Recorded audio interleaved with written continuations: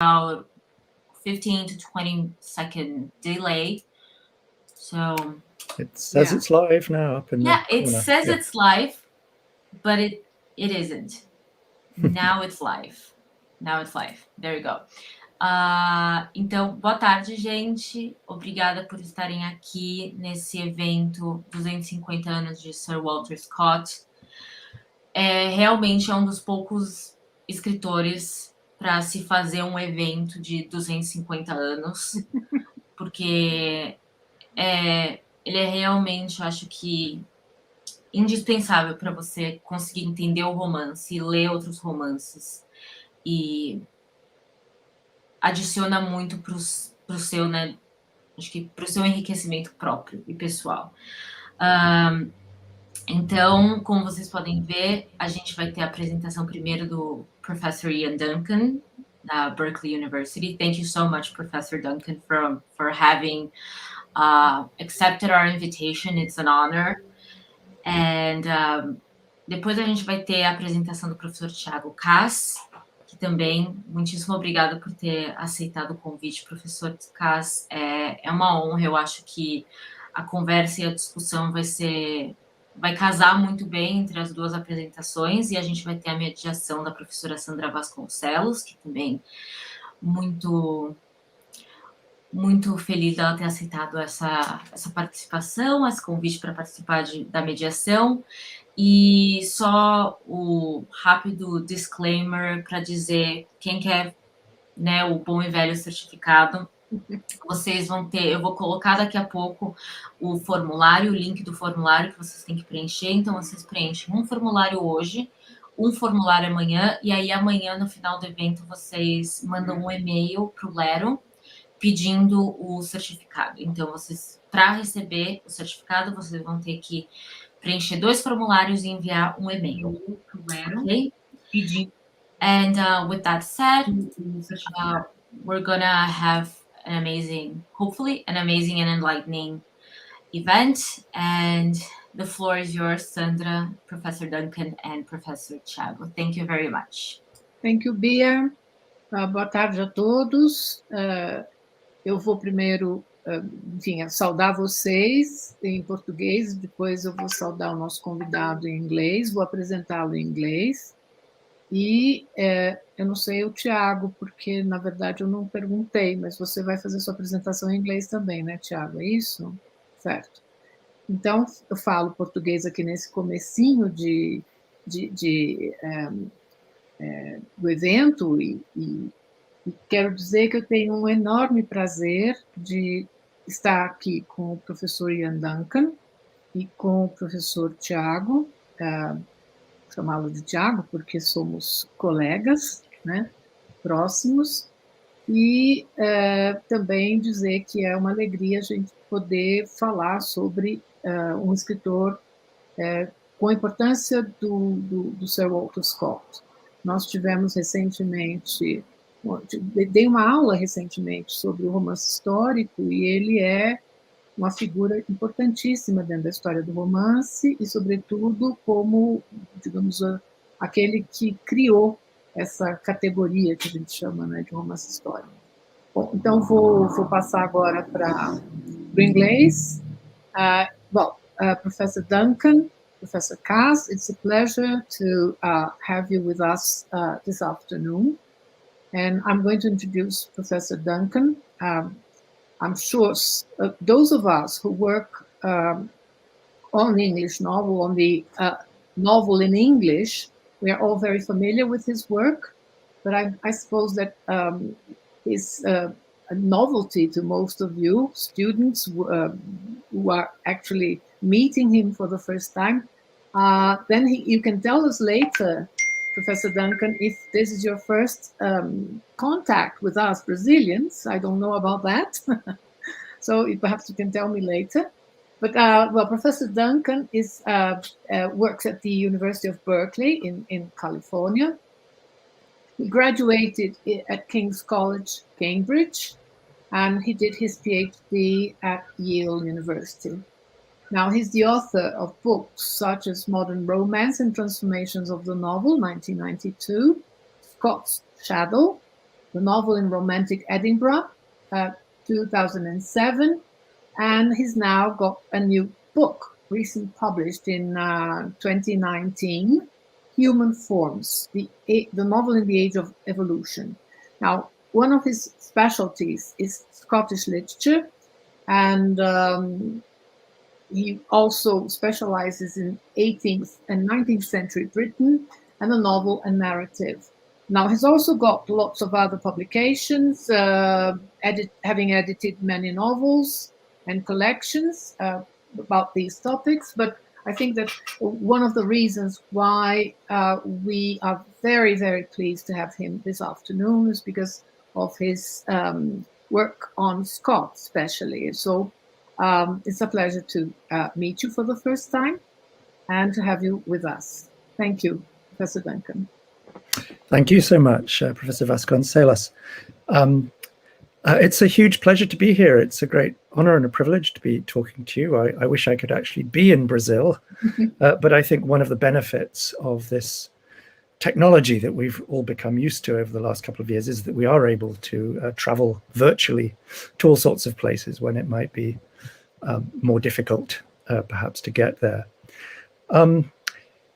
So my talk today is called Prehistories of the Present, Unsettling National History in Scott's Novels. And if I could have the next slide, please, Beatrice. In recent years, scholars have challenged Georg Lukács's influential account of Walter Scott, which credited him with being the founder or inventor of the historical novel. It's certainly true that novels set in past historical periods were published before the appearance of Waverley, Scott's first novel, in 1814. Nevertheless, it remains the case that Scott established what Lukács called the classical form of the historical novel, a qualitative reinvention of the novel as such, which made it the British, European, and eventually global literary form of historical modernity for the next 100 years at least. Scott signals two key innovations on the title page of Waverley. The title itself, Waverley, or 'Tis 60 Years Since, identifies the recent past, a generation ago, as the historical boundary of modernity, the forum for what Lukács called Scott's prehistory of the present. And secondly, there's the epigraph, which you should be able just to make out on the slide.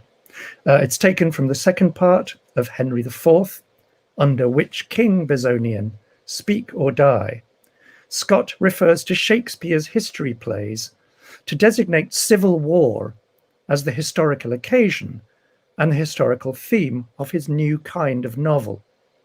With its violent disruption of the continuities of everyday life, civil war brings history home, turning an abstract, long-durational process into concrete events, into painful, often traumatic personal experience.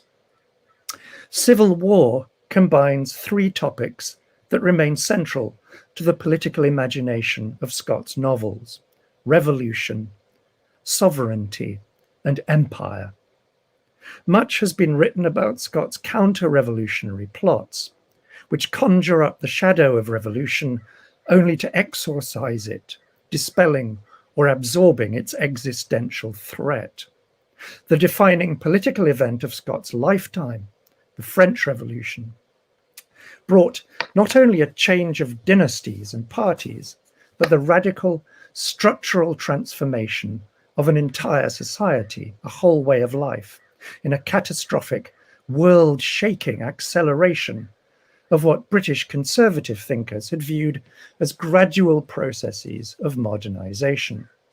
This has been well discussed in scholarship. So in my talk today, I want to consider the other two topics, empire and sovereignty, and think about what it means for them to be topics in a work of fiction, as opposed to a historical study or a political treatise.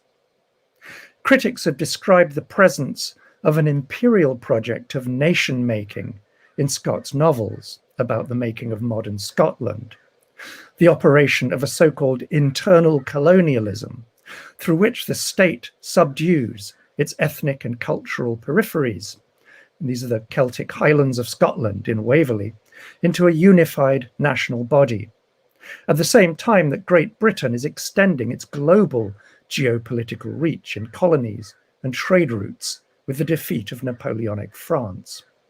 Have the next slide, please. In his recent book, Civilizing War, Imperial Politics and the Poetics of National Rupture, Nasser Mufti shows how civil war became central to a mainstream 19th century British understanding of national history, and hence to British projects of colonial settlement. This version of history views civil war as a necessary stage in the production of the modern national state, tempering its future unity and strength in the heat of violent internal struggle. This holds only so long as civil war is a transitional stage in a progressive, evolutionary, that is, Western or European history. Nations lacking that developmental drive remain mired in a chronic condition of civil conflict or despotic stagnation that prevents them from ever becoming modern unless by the intervention of an advanced colonizing power. Mufti sees this historical formula coming into focus in the Condition of England writings of Thomas Carlyle and Benjamin Disraeli in the 1840s, amid the social and political crisis of industrialization in England. And he notes both writers' debt to Scott, in particular to Ivanhoe, in which, and you can see the chapter there, which I've reproduced in the slide, in which Scott coins the phrase. He writes, "The condition of the English nation was at this time sufficiently miserable." Ivanhoe provides the foundational myth of England as not one, but two nations, as Disraeli explains it in his novel Sibyl, with its original ethnic categories of colonized and colonizer, Saxon and Norman, transmuted rather than digested and left behind into an ongoing antagonism between socio-economic classes, the rich and the poor. The next slide, please. In Ivanhoe, 130 years after the Norman conquest, England is not yet England, but a colony of foreign warlords who have dispossessed the old Saxon ruling class. Scott's novel stages a prehistory of the English present, 600 years since, which subsumes civil war into a larger, long-durational history of invasion and colonization. Eventually, this history will issue in a blending of the two races, Saxon and Norman, and their separate cultures and languages into one greater English. That synthetic English is manifest in the novel we are reading, with its rich pastiche of styles and discourses drawn from the history of English literature, from Chaucer through Spenser and Shakespeare to Dryden and Pope. Many readers, especially today, find Scott's English style alienating with its heavy, ostentatiously literary manner. I think this is deliberate and it's intrinsic to the work that the novel is doing. The Scottish author, for whom we must remember, English was not his spoken vernacular language, the Scottish author refuses the naturalization of style, aligning writing with speech and language with consciousness, that we find implemented by his contemporary Jane Austen, for example. English readers, as well as Scots, are prevented from feeling that this is an organic language, a spontaneous emanation of everyday experience or of national life. The opening pages of Ivanhoe, with Scott's allusions to rites of druidical superstition in the ancient forest and to an earlier Roman imperial conquest, remind us that the Saxons were themselves alien invaders. In this Scottish novel of English origins, No one is a native. The next slide, please. So the England of Ivanhoe, like the novel itself, is a post-colonial artifact, the product of a multi-layered colonial history. The Crusades provide an explicitly imperial frame, that of a larger Western history for Scott's English prehistory. The Christian invasion of Palestine, homeland of the West's world religions, unites Norman and Saxon warriors under the ethical code of chivalry, much as, later in the 19th century, Victorian promoters of empire imagined a solution to domestic social conflict with the settlement of Britain's surplus population in southern Africa and North America to constitute a racially unified worldwide Greater Britain. Scott's representation of the Crusades, and in this case it's the Third Crusade, is, however, bracingly skeptical. The conquest of Jerusalem is a reckless adventure driven by ideological bigotry. It wastes precious lives and resources, and it brings back home, in the person of the Knights Templar, evil habits of luxury, oriental despotism, and fanaticism, the bugbears of an Enlightenment ideal of political civility. And Scott here is echoing critiques of empire by Henry Mackenzie and Edmund Burke, to cite just two authors who were important to him. The Crusades also ensure that this England, which is not yet England, is populated by more than just two peoples or races, Saxon and Norman. The exclusion of those other races from the future national community troubles the progressive history of ethnic reconciliation and assimilation, which Scott's novel is often taken to be promoting. The Jews, the most conspicuous of those other peoples, play a familiar sacrificial role whereby their rejection from the national body underwrites its future integrity. Scott, it would appear, recapitulates an older providential plot of universal history, whereby a Christian destiny digests its Judaic heritage, leaving the Jews themselves as an unassimilated, archaic residue, vulnerable, as European history keeps showing, to repeated waves of persecution and expulsion. Next slide, please. What complicates this dismal formula in Ivanhoe is the presence of Rebecca, the novel's heroine, who personifies so-called Christian and chivalric virtues more convincingly than any of the other characters, more humane than they are. She is the exponent of recognizably modern liberal values. She embodies a transcendent human spirit defined ethically rather than by religious creed, whereas Ivanhoe himself remains embedded in his historical epoch, sharing, for example, the anti-Semitism of his fellow Christians, as well as the more extravagant tenets of chivalry. Next slide, please. Above everybody else in the novel, Rebecca personifies a future ideal of Englishness. And she says to Ivanhoe, "I am of England, Sir Knight, and speak the English tongue, although my dress and my lineage belong to another climate." In other words, she, the Jewess who gets exiled from England at the end of the novel, is the most English, in a modern sense, of all the characters. England, as yet, has no place and climate, just as Rebecca and her people are condemned always to be seeking another climate.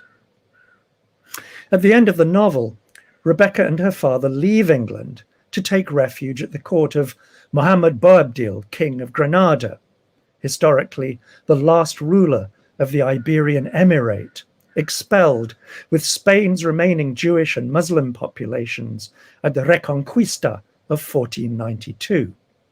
In other words, Rebecca and Isaac are exiled not just in space, but in time, thrown 300 years into the future, with the reminder that further cycles of persecution and dispossession await Rebecca's people.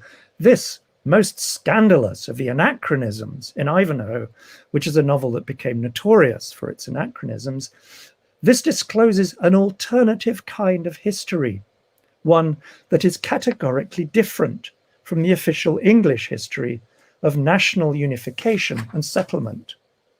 It's a chronically unsettled history of worldwide dispossession, migration, and diaspora, which is at the same time a story of humanist aspiration and hope, the byproducts, it seems, of that condition of dispossession and wandering. The fully evolved human spirit, personified in Rebecca, cannot come home, it seems, to a national settlement that is fenced about by bigotry and hatred. Next slide, please. The other outsider ethnic group in Ivanhoe occupies the bottom end of the novel's racial hierarchy. These are the black slaves brought back from the Crusades by the Templars. If Rebecca is more human than the Christian characters, endowed with superior moral feeling and intelligence, these Africans appear less than human, represented only through exterior description. Their colour and African features, then so little known in England, appalled the multitude who gazed on them as demons employed about their own diabolical exercises. The racist accounting of physical difference, blubber lips, white fangs, indexes the bigoted ignorance of the onlookers, just as the Africans' presence as slaves in the guise of demonic familiars indexes the cruelty and corruption of their masters. In other words, I think we read this not so much to point to Scott's own racism, but to see how the novel is offering a kind of challenge to its own contemporary English readers. Can we look upon these African slaves in the same way that the medieval ignorant crowd is looking upon them and seeing them as these demonic, inhuman figures? Next slide, please. Ivanhoe then explores the imperial condition of the nation-state's historical formation in a prehistory of colonial violence shot through with world-scale, transnational, or rather pre-national movements of invasion, settlement, migration, and enslavement. Scott's novel looks forward to the decisive racialization of class and ethnic differences in Victorian national and imperial ideology. But Ivanhoe is not a Victorian novel, at least not yet. And if we're reading attentively, we can see how Scott's thought experiments unravel the knots that will tighten around his themes in later generations. So I want to stay with Ivanhoe for the remainder of my talk today and think about what Scott's historical fiction looks like if we put his medieval English romance in central place, rather than giving that position to Waverley, as many critics do, with its fable of the consolidation of the modern state in the recent past. So I'll turn now to another aspect of Ivanhoe, besides its setting in a remote prehistory of the English present, one which separates it from the Scottish historical novels that came before and will remain a distinctive feature of Scott's novels throughout the 1820s. And this is the entry of the historical monarch, up until now an absent or marginal figure, into the narrative scene. The return of the king from the imperial frontier to claim his sovereign right occupies the centre, the inside, of Scott's fable of English national origins. And it makes up one of the major innovations of Ivanhoe, signalling a change of direction in the political themes of the Waverley novels. The next slide, please. Scott's novels had established the convention of casting a fictitious, rather than a historical person, as their protagonist, a middling, merely correct, and never heroic hero, as Lukács says, whose true home is private life, and not the arena of public events. The world historical individual, as described by Scott's contemporary, the philosopher Hegel, a charismatic claimant on sovereign agency, is kept at the edges of the plot or is left out altogether. This arrangement expresses the constitutional weakness of the patriarchal sovereign in the modern British state, following the overthrow of King Charles I in the mid-17th century civil wars and the subsequent redistribution of sovereignty between monarch and parliament. The Acts of Union, which framed this revolutionary period, removing Scotland's king and then its parliament down to England, made the condition weigh especially heavily upon Scots, as did the ignoble role played by the Stuart dynasty. In Scott's novels before Ivanhoe, which address the historical formation of modern Scotland, the king is substituted by a pretender, as in Waverley, or by a female proxy, as in The Heart of Midlothian, when he is not absent altogether.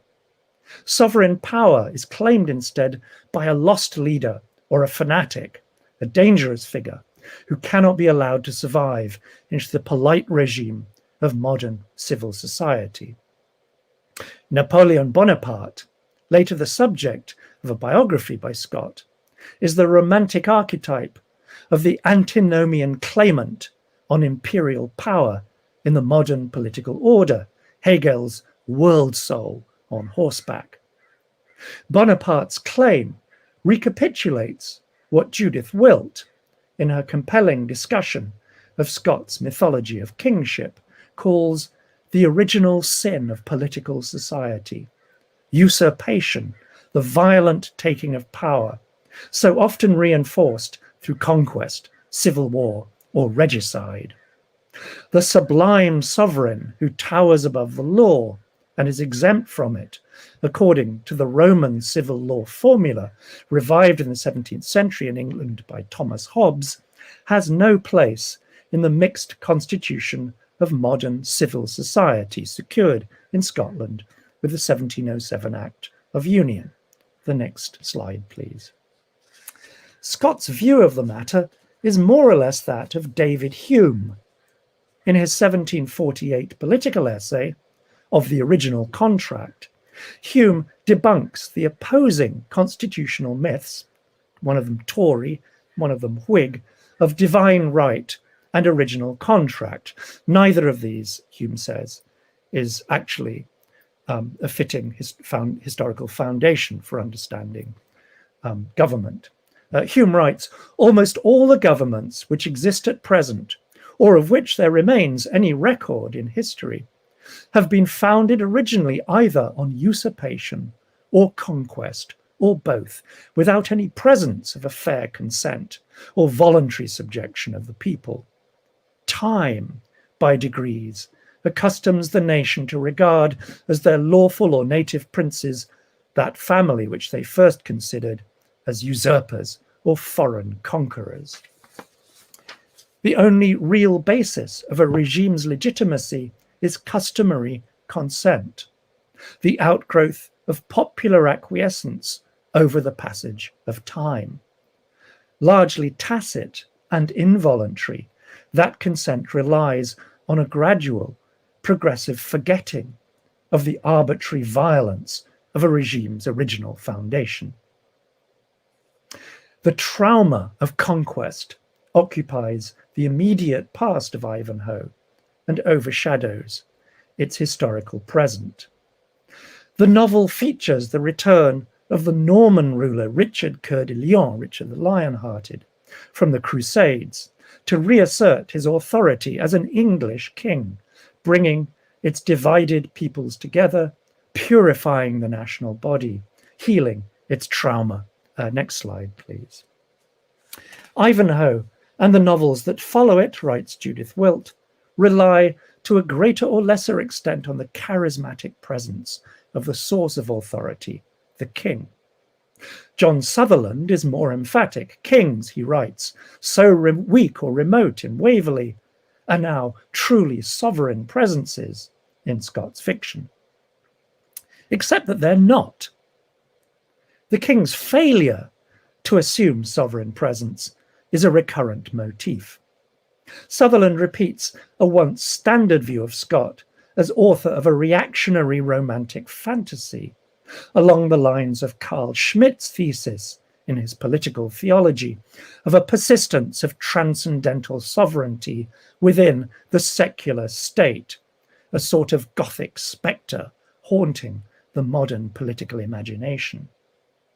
Such an account is more faithful to Victorian uptakes of Scott's novels than to the novels themselves, which explore a set of enlightened and sceptical, in short, Humean approaches to the question. In Tales of a Grandfather, his children's history of Scotland, Scott distinguishes between two kinds of government. One, he writes, called despotic or absolute, in which the king can do whatever he pleases with his subjects, seize upon their property, or dispose of their lives at pleasure, and the other, free government, in which the king himself is subject to the laws and cannot rule otherwise than by means of them. The first kind of government belongs to the kingdoms of the East, that's the despotic government, and the second to the nations of modern Europe. The only monarchs who wield unconditional power in Scott's novels are the so-called Oriental despots, Saladin in The Talisman, which is another of Scott's Crusader novels, and Hyder Ali, the Indian Sultan in The Surgeon's Daughter. Fabulous potentates out of legend and romance who command magical arts of divination and shape-shifting. Scott's European monarchs, especially his British monarchs, are, by contrast, compromised, embattled, demystified figures who strive to legitimate their rule following usurpation, revolution, or some other breach of constitutional continuity. Far from being the sole arbiter or source of law, the king is subject to it, caught, like his subjects, in law's trammels and traps. In the modern condition of a sovereignty mixed and divided between monarch and parliament, the king or queen turns out to be a figure that cannot coincide with itself, a historical person who cannot fully inhabit the political role of sovereign. Next slide, please.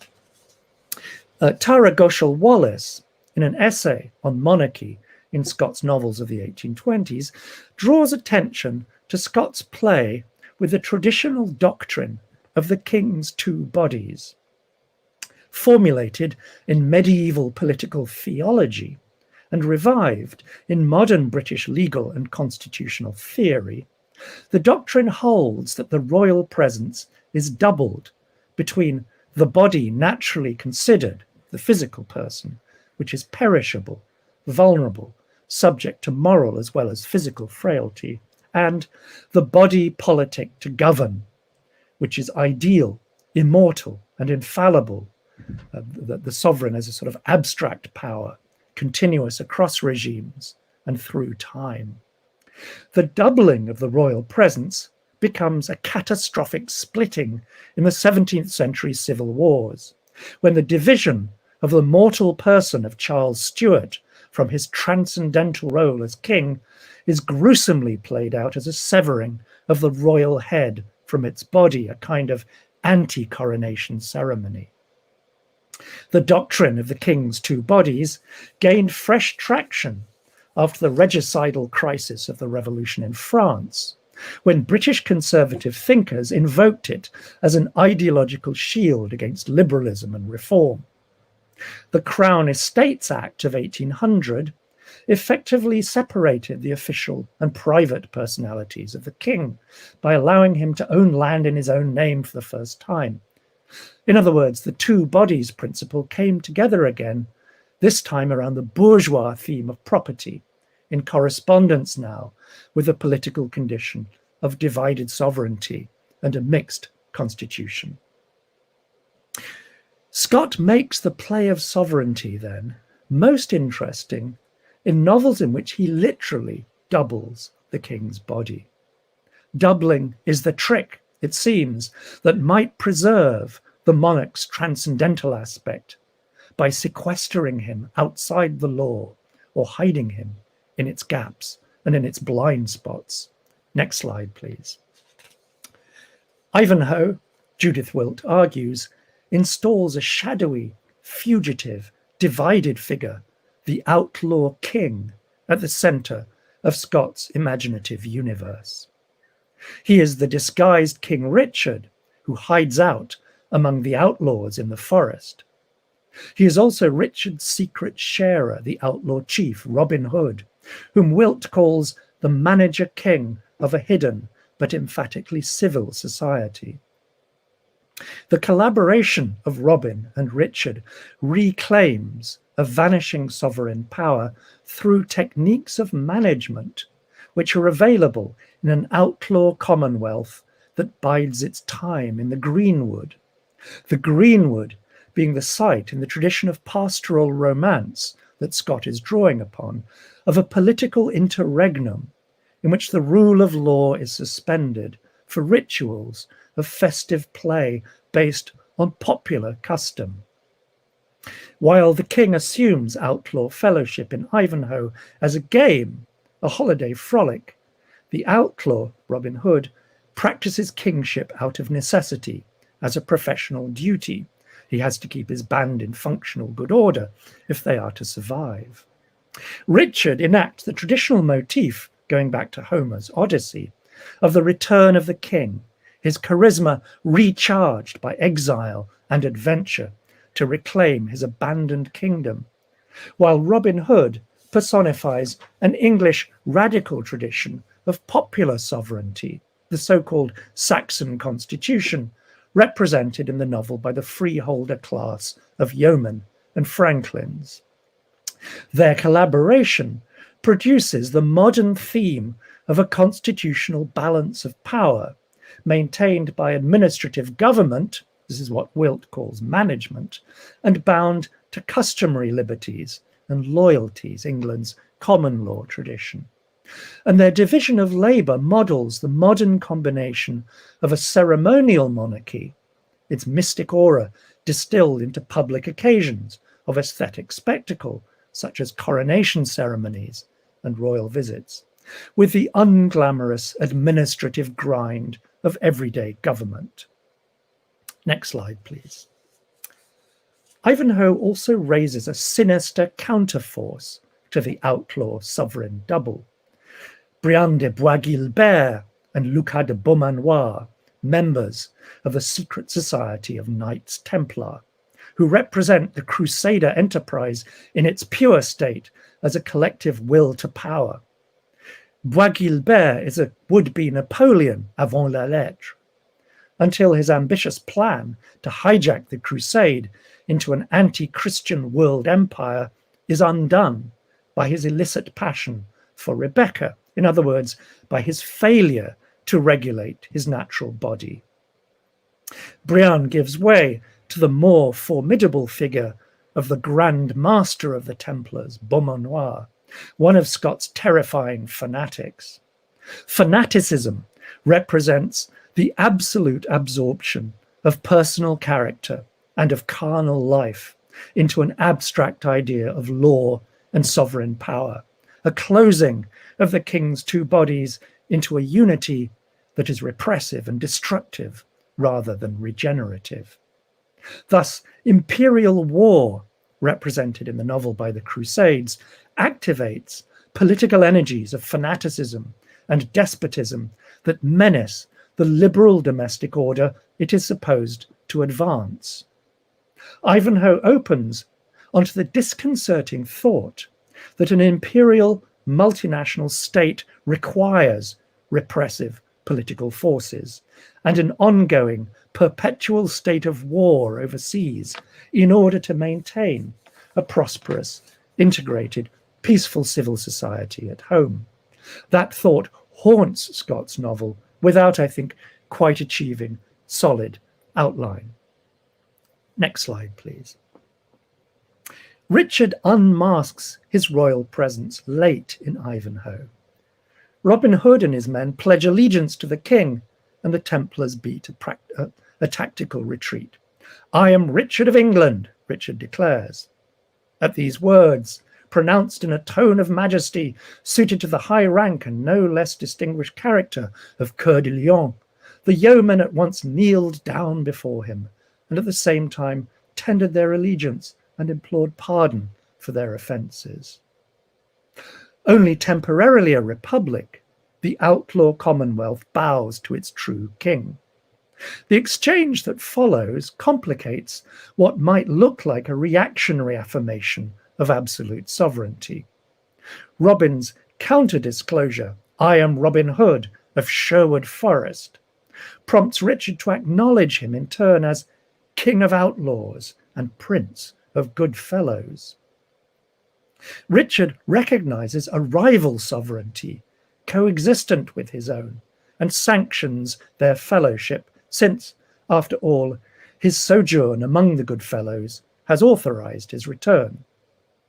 That return proves only temporary, however, an illusion, since Richard never takes possession of his English kingdom. He goes off again on his crusading adventure, the final paragraph of the novel tells us, to meet a wasteful, premature death. Richard's exit from the nation to be delivers him to a state of homelessness that is still more radical than it is for Isaac and Rebecca, who at, who at least are able to connect with Jewish diasporic communities in their foreign exile. Next slide, please. Earlier, the narrator reminds us that the doubled sovereignty of the outlaw king is a provisional, fragile arrangement which will soon fall apart. In The Lion-Hearted King, the brilliant but useless character of a knight of romance was in a great measure realized and revived. His reign was like the course of a brilliant and rapid meteor, which shoots along the face of heaven, shedding around an unnecessary and portentous light, which is instantly swallowed up by universal darkness.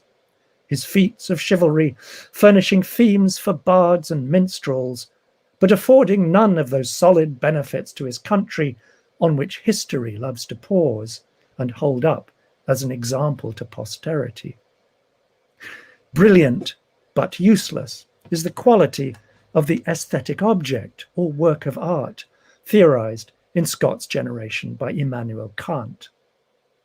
Richard's sovereignty and his legacy belong to romance more than they do to history. Richard's example sentences Robin Hood to an analogous destiny. Next slide, please. Richard extended his hand to Robin Hood, assured him of his full pardon and future favour, as well as his firm resolution to restrain the tyrannical exercise of the forest rights and other oppressive laws by which so many English yeomen were driven into a state of rebellion. But Richard's good intentions towards the bold outlaws were frustrated by the king's untimely death. As for the rest of Robin Hood's career, as well as the tale of his treacherous death, they are to be found in those black-letter garlands once sold at the low and easy rate of 1 halfpenny, now cheaply purchased at their weight in gold. Scott is referring to the broadside ballads and pamphlets that promoted the Robin Hood legend in popular ballads and tales in the early modern period. King and outlaw enter into a compact, which is subsequently broken by historical contingency in the shape of Richard's failure to assume the domestic duties of government. Robin Hood, too, fades away into the archives of ballad and popular fiction. Kingly outlaw and outlaw king disappear together from the historical record, along with their compact of popular sovereignty. But they are preserved for our imagination in the medium of romance in Ivanhoe itself. And can we have the next slide, please? Scott's scenario of national foundation culminates in a mutual recognition of king and subject, which looks forward to the modern English constitution of mixed or distributed sovereignty at the core of a multinational imperial polity. In my discussion, I've been trying to highlight the experimental character of this scenario, which is manifest in Scott's insistence upon its fictional status. The novel draws the reader's attention to the speculative lightness, the playfulness with which it imagines a remote prehistory of the English present. The novel avoids or undercuts the portentousness of national myth-making. Ivanhoe is the first of Scott's novels to advertise itself on the title page as a romance, a fiction poised at an oblique angle to the historical record. I'll turn back now, in the last few minutes of my talk, to Waverley, with which I began, to consider how the political topic of sovereignty, a speculative theme in Scott's novels, also invests Scott's reflections on his role as an author of historical fiction. And the next and last slide, please. The second volume of Waverley opens with a review of the formal relation between the author and his reader. It's one of several highly self-conscious metafictional moments in Waverley, but those moments appear in all of Scott's novels. Shall this be a short or a long chapter? This is a question which you, gentle reader, have no vote, however much you may be interested in the consequences, just as probably you may, like myself, have nothing to do with the imposing a new tax, excepting the trifling circumstance of being obliged to pay it. More happy surely in the present case, since, though it lies within my arbitrary power to extend my materials as I think proper, I cannot call you into exchequer if you do not think proper to read my narrative. Let me therefore consider. And he goes on. Scott charges his reflection here with the political principles that are at stake in the 1745 Jacobite rebellion. It's the historical political theme of Waverley, which he's about to bring into the foreground of the story. The author may assert arbitrary power over the transaction of storytelling like an absolute prince, but then the reader may depose him simply by shutting the book. The relation between novelist and reader is ultimately a contractual one, since readers who have paid for the privilege are always free to stop reading. Scott recognizes the novel as the genre of modern shared or distributed sovereignty, as well as of commercial society. A democratic art form, it is only real, it only exists, as long as a public consents to read it. That consent is invested in the customary medium of literary convention, of which the length of a chapter, shall this be a long or a short or a long chapter, is a comically reductive example. In other words, the constituents of a novel, plot, character, setting, style, description, pacing, comic or tragic endings, everything, all are shaped by the expectations of readers, by what they are interested in and what they're prepared to put up with, as well as by the creative intentions of the author. The compact or mutual recognition between king and outlaw and subject in Ivanhoe is realized in the story we're reading. Hence, the scene takes place in the greenwood, the archetypal setting of romance, an imaginary space set apart but not disconnected from historical and political reality. With that distance or difference written into its status as a romance, a work of fiction, the novel keeps open its relation to potential historical futures as well as pasts, as though it is up to us as readers to figure out the kind of polity we want to live in, just as it is left to us to think critically about the limits of an English nation from which a Rebecca is excluded. I am making a claim, in short, for a more outward-reaching, forward-thinking, utopian drive in Scott's historical fiction than his critics have generally been ready to grant. Perhaps because it's been so difficult to read this particular novel, Ivanhoe, freed from the cumbersome trappings of its Victorian popularity. That Victorian popularity is long gone. People don't read Scott anymore, jeers a character in Virginia Woolf's novel To the Lighthouse in 1927, almost a century ago. That means, though, that we are free to discover these novels anew, to read them for ourselves, and to be surprised and moved by what we may find in them. Thank you very much. That's it. That's all. Not only for, okay, no, I thought my microphone was mute. We can hear you. No, yeah, okay, I've just checked. Oh, thank you very much for your talk, not only for, taking on some of the most, perhaps, well-known aspects of Scott's work, but also for such an illuminating reading of Ivanhoe, which is, as you say, I think it's a novel that has become, in a way, I mean, it's interesting to think of it as not part of the Waverley novels, and at the same time having all that popularity that's had until, years ago, and then all of a sudden you present it in such a new light, which is a wonderful contribution, I think. Yeah, sorry. Yeah, it was by far the most popular of Scott's novels in the 19th century, partly because it's about England and Englishness, and of course it was adapted, and there are movie versions. There's an opera, several operas actually, Yes. including a rather tedious one by Arthur Sullivan after he broke up with W.S. Gilbert, and it's sort of, Scott creates the popular idea of medieval England, Robin Hood, Richard the Lionheart, it's the Greenwood, the Crusades, it's all in there. But I think that has made it difficult to go back and read the novel itself and see it for what it is. And it still conditions, I think, ways we think, these sort of national myths of the rebels out there in the Greenwood, opposing the illegitimate usurping.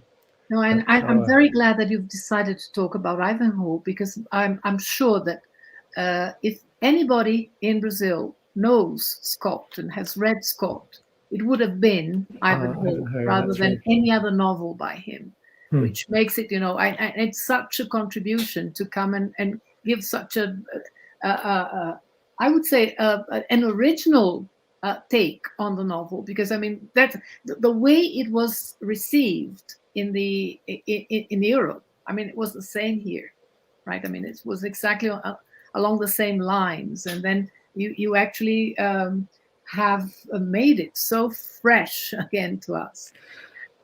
I'd be very interested to hear about the Brazilian reception, because what Scott shows, what I was arguing, is that England is a post-colonial nation, right? If we go back far enough, all nations are founded on waves of migration and invasion and settlement and conquest, except in England it's 600 years, I mean, Scott's time, 600 years ago, now 800 years ago, the Norman conquest. And that would be true for other European nations. But of course, in Brazil and the many other countries that took up Scott's novels, that history is much more recent, right? So I'd be very curious to hear about that. Yeah, I think we can talk about that after Thiago's presentation. We can take up these points again and perhaps have a chat about them. I'm sure there will be questions on by the. I think there are already questions that perhaps we should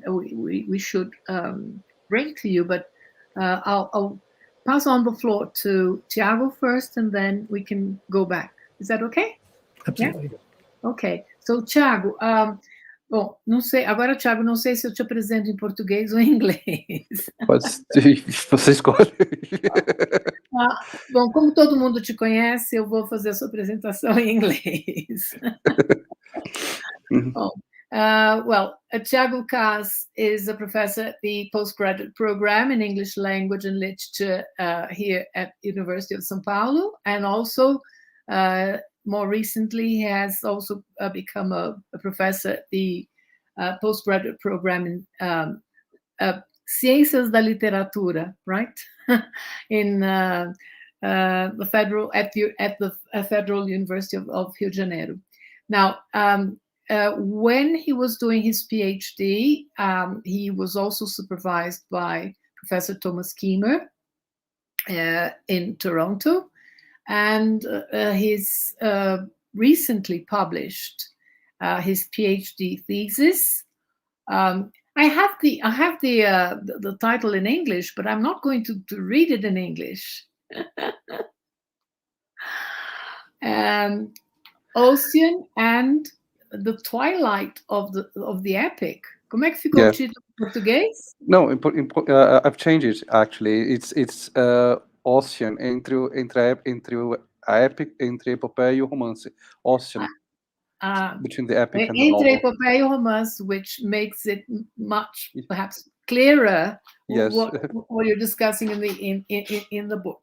Okay, so but anyway, going back then, Thiago specializes in the Scottish novel theory, history, and historiography of the novel in Great Britain and the British novel in Brazil, among many other topics. And now, as I said, this is his newest book, but he's also got other publications, articles, and his MA, which was also published, also about Ocean, right?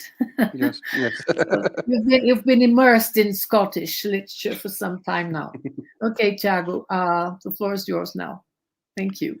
Well, thank you, Sandra, for your kind introduction. Well, before we start, I'd like to thank the organizing committee for this invitation. I'm delighted to be here, and it's an honor to discuss this paper that I have been tinkering with for some time with Professor Vasconcelos and Professor Duncan. Well, unfortunately, I do not have slides to share with you, so you have to endure my reading voice. I'll try to make it less, not as painful as it normally is. Well, so I'll read my paper. So comparative literature is a prominent discipline and approach in Brazil. In many universities, it is the sole graduate program available to aspiring literary scholars, even if under watered-down tags such as literary studies or studies on literature. This sometimes goes unnoticed by Brazilians. In fact, such institutional arrangement seems rather natural to us, as it appeals to some of our entrenched critical routines. More than 60 years ago, in 1959, Antonio Cândido, famously or notoriously, stated in his groundbreaking systematic account of 18th and 19th century Brazilian texts that our literature should be studied as a synthesis of universal and particular trends. In other words, we Brazilians are often inclined to discuss, analyze, and understand Brazilian texts in transnational or multicultural terms, making otherwise highfalutin categories such as transculturation, appropriation, and hybridism part of our everyday theoretical diet. One of the foundational truisms of comparative, or shall I say Brazilian, literary studies in this country is the omnipresence of Sir Walter Scott's fiction during the reigns of Pedro I and Pedro II, from the early 1820s through the late 1880s. To quote from a now classical essay by Sandra Vasconcelos, our host, on Scott's reception in Brazil, even without a clear idea of the number of readers that he, Scott, managed to entice in Brazil, one might say with confidence that he had a wide and steady circulation in our country. Evidence abounds. When the heirs of Dona Genebra de Barros Leite, who died in 1836, made an inventory of her personal library in São Paulo, they stumbled upon no less than 71 volumes of novels unmistakably ascribed to Scott, in at least 4 different languages. Equally revealing are 19th century catalogues of libraries in Rio de Janeiro, which was the nation's capital. In 1866, patrons would find at Biblioteca Fluminense Library a 14-volume octavo edition published in 1843 of the Œuvre de Walter Scott, translated into French by Montemont and Barré. At the now lost Rio de Janeiro British Subscription Library, patrons were allowed to borrow in 1864 a generous selection of the so-called Waverley novels in English, notwithstanding the fact that the catalogue parenthetically informed the Bride of Lammermoor had gone missing. How the volume had vanished from the stacks was, or is, anyone's guess. Although certainly annoying, such disappearance or subtraction of the Bride of Lammermoor from the Rio de Janeiro British Subscription Library did not make the title unobtainable, at least in Portuguese. In fact, The Bride of Lammermoor was the first novel by Walter Scott to be translated, albeit anonymously, into Portuguese as A Desposada de Lammermoor, being published in 3-octavo volumes in Lisbon in 1836. Readers could find these 3 volumes stacked at the above-mentioned Biblioteca Fluminense, alongside all the Portuguese and Brazilian translations of Kenilworth, The Black Dwarf, Guy Mannering, Waverley, The Talisman, The Betrothed, Ivanhoe, The Heart of Midlothian, The Fair Maid of Perth, Castle Dangerous, Urn of Jarstein, and The Abbot. Caetano Lopes de Moura, a doctor from the northern eastern province of Bahia, penned 4 of such translations: The Black Dwarf, O Misantropo, O Anão das Pedras Negras. Find the titles in Portuguese always amusing. Waverley, O Há 60 Anos, The Talisman, O Talismã, O Recado na Palestina, The Heart of Midlothian, A Prisão de Edimburgo. Sandra Vasconcelos has undug at least 32 19th century editions, some of them published in Paris or Leipzig, of Portuguese or Brazilian translations of Scott's fiction.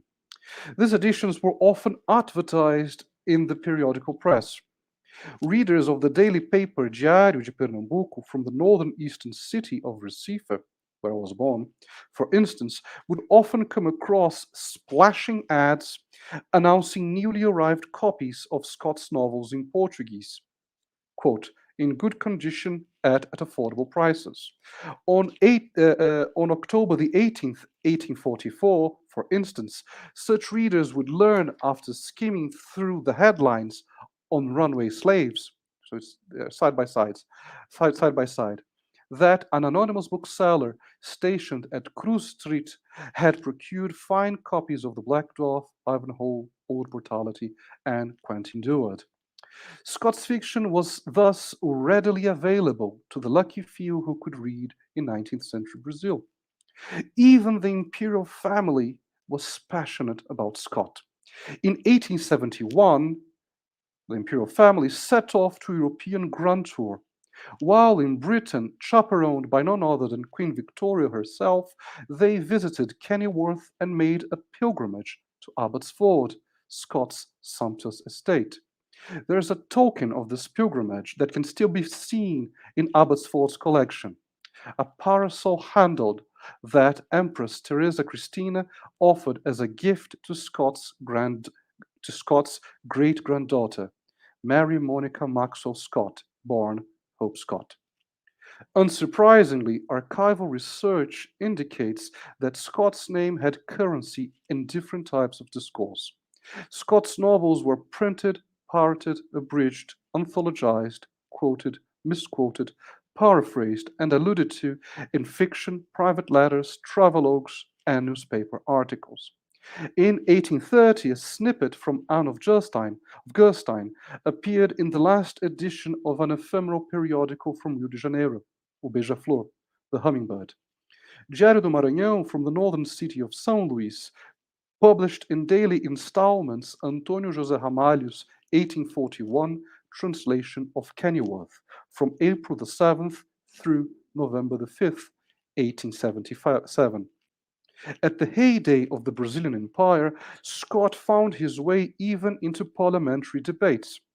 In the midst of the ragamuffin uprising, Revolta dos Farrapos, in 1841, when the war minister tabled a minute military budget, a representative from Paraíba, Carneiro da Cunha, interrupted the session in order to discuss parochial elections. In a rambling speech, he accuses his colleagues of only paying lip service to his concerns now that his allies had been ousted from power. I will tell the noble representative from Sao Paulo what the great novelist Walter Scott once said, that there is nothing more painful to the vanquished than to praise the victor. Carneiro da Cunha was, of course, quoting Life of Bonaparte by heart.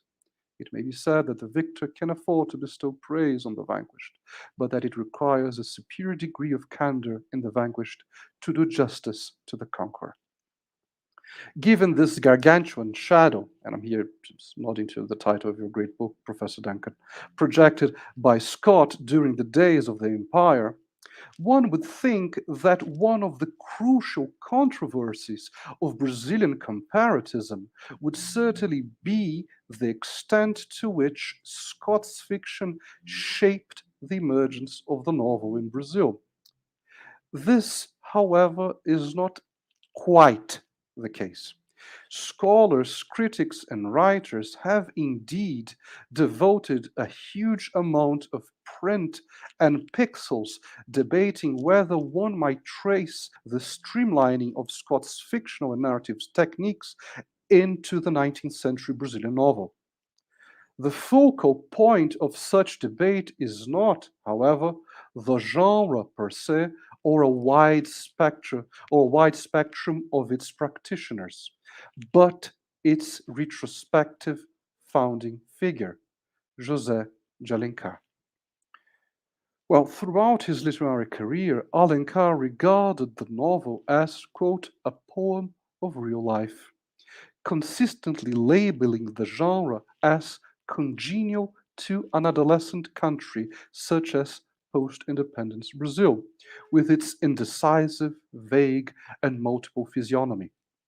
In one of his earliest critical cum theoretical pronouncements, his merciless debunking of Domingos José Gonçalves de Magalhães' neoclassical epic about the 1556 Tamoio revolt against Portuguese settlers, we can find Alencar already persuaded that a novel a la Walter Scott, if tackled similar materials and themes, would be much more engrossing than Magalhães' state-sponsored epic. And I'll quote from Alencar.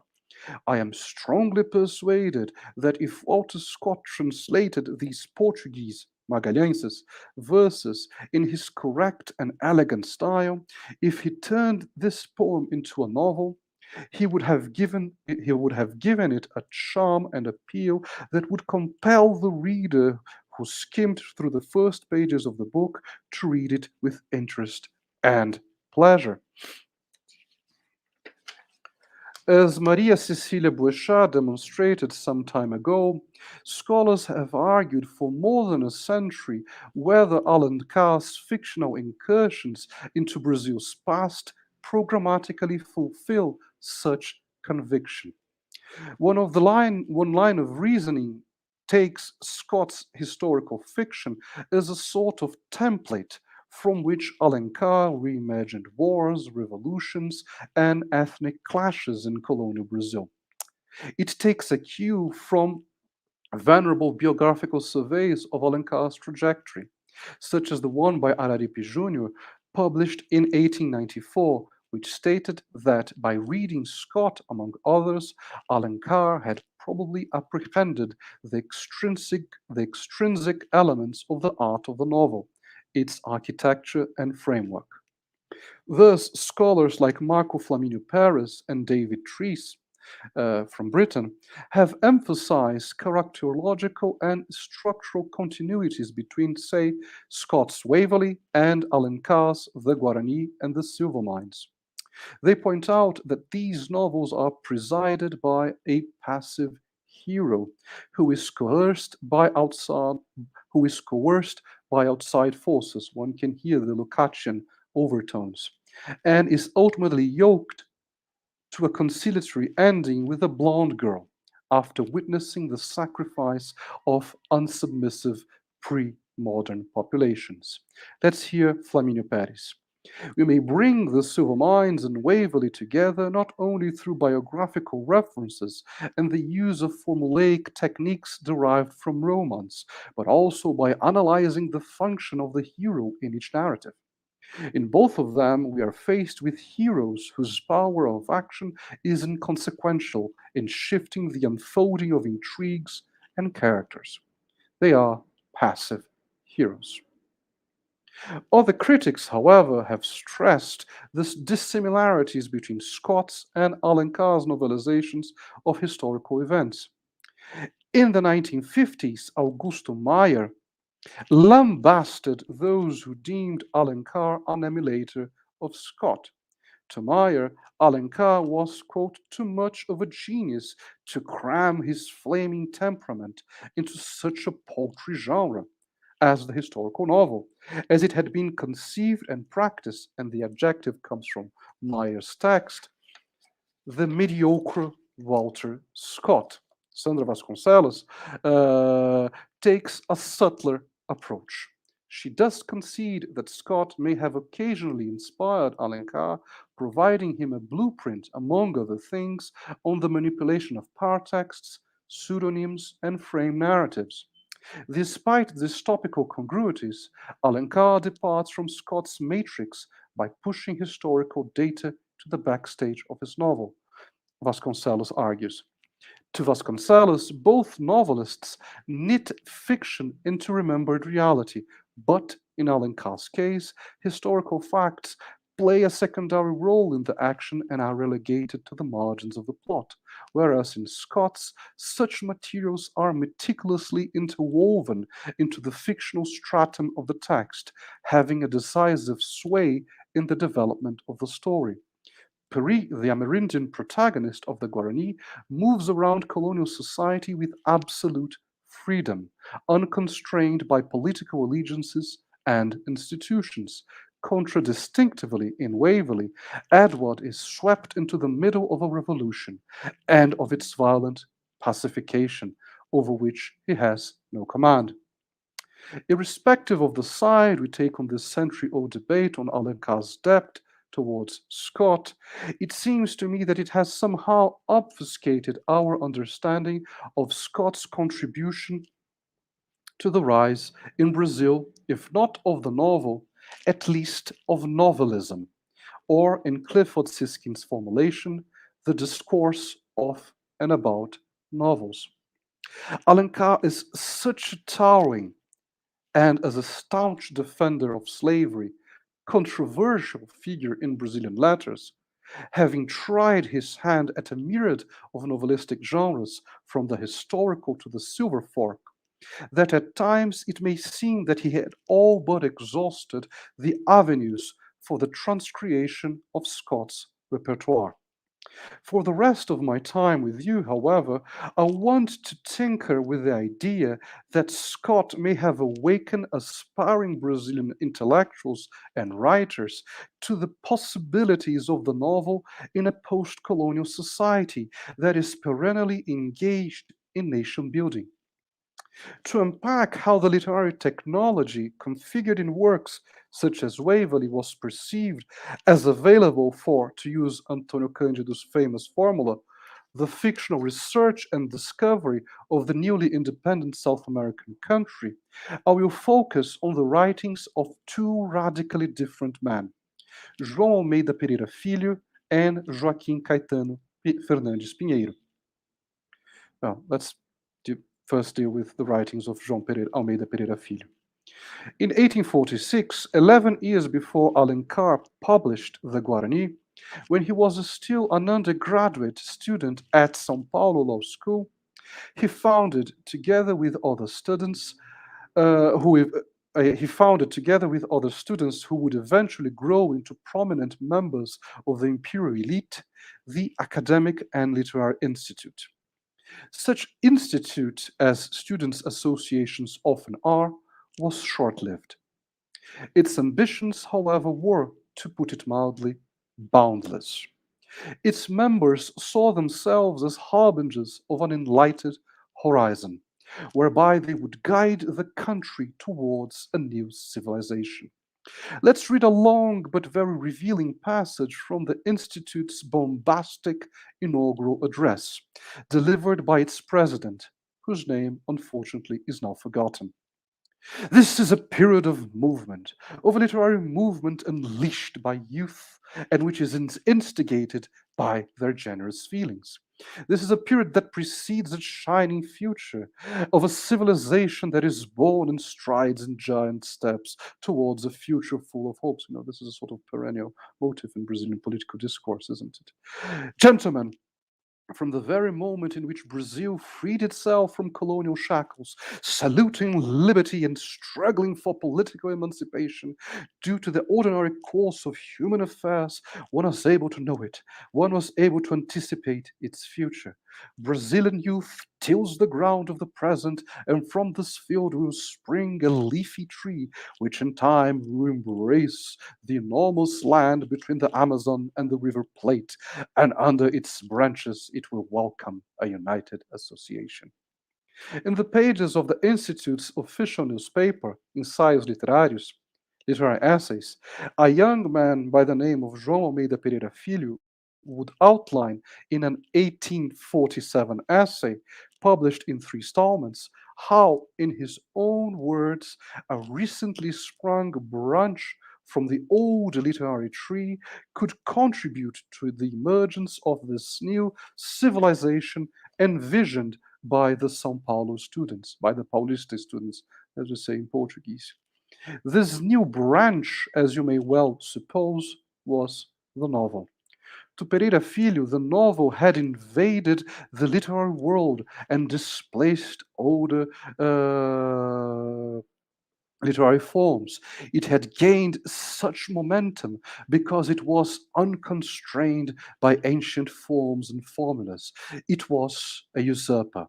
The novelist, argued Pereira Filho, is everything and everyone at the same time. In his Pereira Filho ignores the existence of women novelists. Descriptions, the novelist could talk like a historian, a poet, or a psychologist. He might be a soldier, a mariner, a divine, a statesman, a misanthrope, a person of means, a cosmopolitan, a laborer. He could be either empathic or indifferent in his writings, at times presenting the crimes of fanaticism, at times examining the nefarious consequences of slavery. He could enter into a brothel or into the maze of statecraft, ventriloquize the rambling thoughts of the people or the aphoristic lingo of the ascetics, give vent to the dreams of the middle classes or parley with the shining youth of the aristocracy.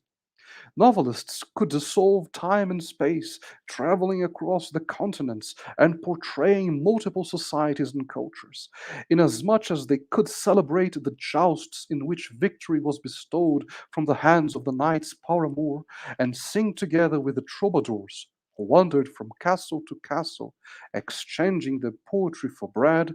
Novelists were admitted into native tribes before the arrival of the conquistadors to convey their rituals and wars, the rivalries between the warrior and the chief, the colors of their plumes, and the flavors of their nourishment. In the second installment of Pereira Filho's essay, Sir Walter Scott emerges, if not as the prototypical or the novelist, at least as a model of streamlining into a single narrative all these multiple and often contradictory potentialities of the genre. To Pereira Filho, Scott had devised a strategy for, and I quote, mirroring the mores of a people and a country. He had welded with what Pereira Filho calls his golden pen, the past and the present, overcoming the hereditary opposition between imaginative and real life novels. Scott's drive, Pereira Filho went on arguing, was to quote, harvest isolated facts in the present and in the past, and infused by inspiration, to vivify them and reproduce them in a new time, manifesting them in a new light. By straddling these antithetical tendencies and traditions of the novel, Scott ended up producing texts, it is implied, that appealed to the entire nation. Scott ended up producing, according to Pereira Filho, the imaginative novel was much enjoyed, and the term is his, by the proletarian classes. With no literary education, these classes have no information to appreciate factual commentary and analysis, and were mainly delighted by fiction that expanded their heart and soul. Real-life novels, in Pereira Filho's eyes, were more pleasant and suitable to the higher echelons of society. With their patent in-betweenness, Scott's historical novels could resonate with the entire polity. Pereira Filho, long and sprawling essay, bears witness to the complex status of the novel to a post-colonial literary consciousness. In Pereira Filho's words, the novel is at once foreign and available, a form codified in Europe that had for some time represented European themes and peoples, but that was graspable even in faraway educational institutions, and that could be instrumentalized to portray local experiences and populations. Most importantly, in Pereira Filho's essay, the novel emerges as a genre that might offer a solution to the shortcomings of Brazilian 19th century cultural life. By usurping domains that were theoretically alien to their craft, such as historiography, psychology, religion, military sciences, and political theory, would-be Brazilian novelists could compensate the country's post-independence lack of educational institutions and research centers, which entailed an unspecialized intellectual environment. Intrinsically omnivorous novelistic narratives might display acquaintance with multiple branches of knowledge, presenting themselves, again in Antonio Cândido's words, as a sort of initiation for grasping the country's reality. Joaquim Caetano Fernandes Pinheiro is not cut from the same cloth as João Almeida Pereira Filho. In fact, he was a man of the cloth and a school teacher from Rio de Janeiro, while Pereira Filho was a hotshot playboy who studied in São Paulo and would later become an imperial minister and a lifelong member of the state council. And crucially for us, at the outset of his career, Fernandes Pinheiro didn't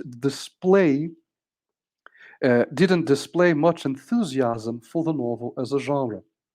1 year after his ordination in 1848, he became one of the founders of O Guanabara. Published from 1849 through 1857, this magazine congregated some of the most conspicuous names of mid-19th century Brazil's rarefied intelligentsia, like the poet Gonçalves Dias, the novelist Joaquim Manuel de Macedo, and the painter Manuel de Araújo Porto Alegre. It is in the illustrious pages of O Guanabara that Father Fernandes Pinheiro published in 1855 an article that Brazilian literary historians have taken to be a consummate instance of, and I quote, his intolerable Philistinism. While reviewing Vicentina, a novel published by the above-mentioned Joaquim Manuel de Macedo, Fernandes Pinheiro states that, and I'll quote from Fernandes Pinheiro's article, "The novel is modern, as it succeeds the novellas and stories that had long delighted our fathers. It provides a pleasant reading, and I may say that it is a nourishment of easy digestion, directed to weaker stomachs. With the novel, we can inculcate morality and instruct the people, supplying the knowledge of some metaphysical truths that otherwise would have been beyond their understanding.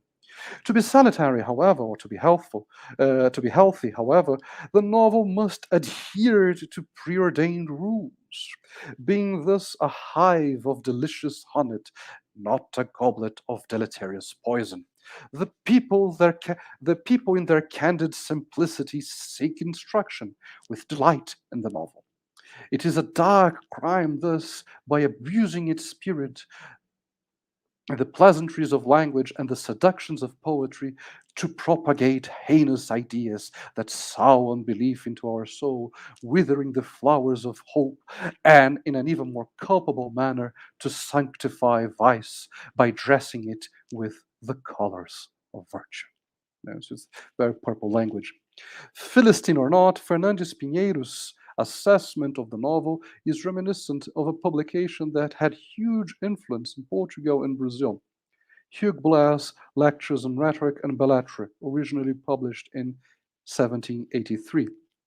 Despite the 7 decades separating Fernandes Pinheiro's article to Guanabara from Blair's lectures, the Brazilian priest, by differentiating contemporary narratives from those read by, quote, our fathers, echoes the Scotsman who had contrasted the 18th century novel to the works from the quote, age of Louis XIV and King Charles II were in general of a trifling nature, without the appearance of a moral tendency or useful instruction.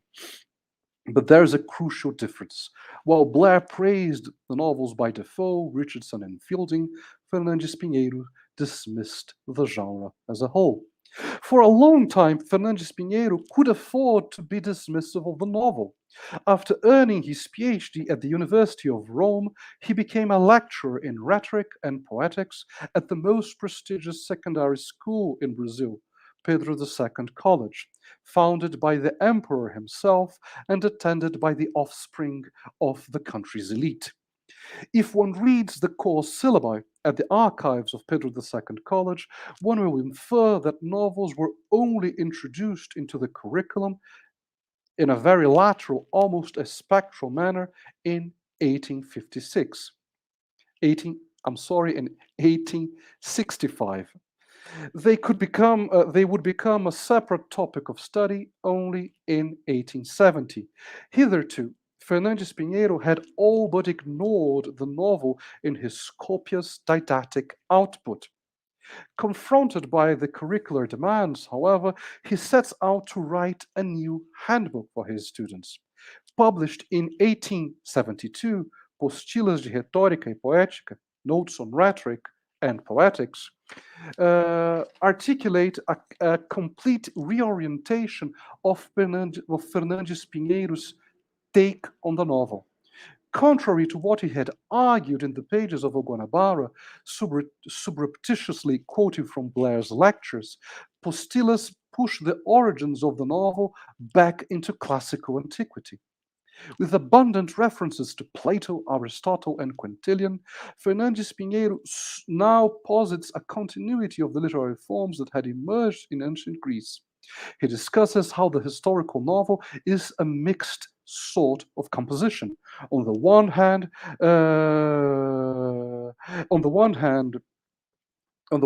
its main themes and characters are extracted from real life, from history. On the other hand, its episodes and secondary characters are all but novelistic.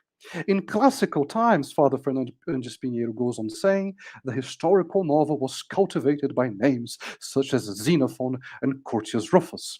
He acknowledges, however, that major developments were carried out by none other than our friend Walter Scott, who may be considered the regenerator of the genre. To praise the novel, Fernandes Pinheiro had to ascribe a venerable genealogy to it. In what terms and to what extent had Scott regenerated it? Fernandes Pinheiro would not or could not elaborate. Throughout Postilas, Fernandes Pinheiro seems to lack the theoretical toolkit to envision the potential of the modern, and especially Scott's, novel.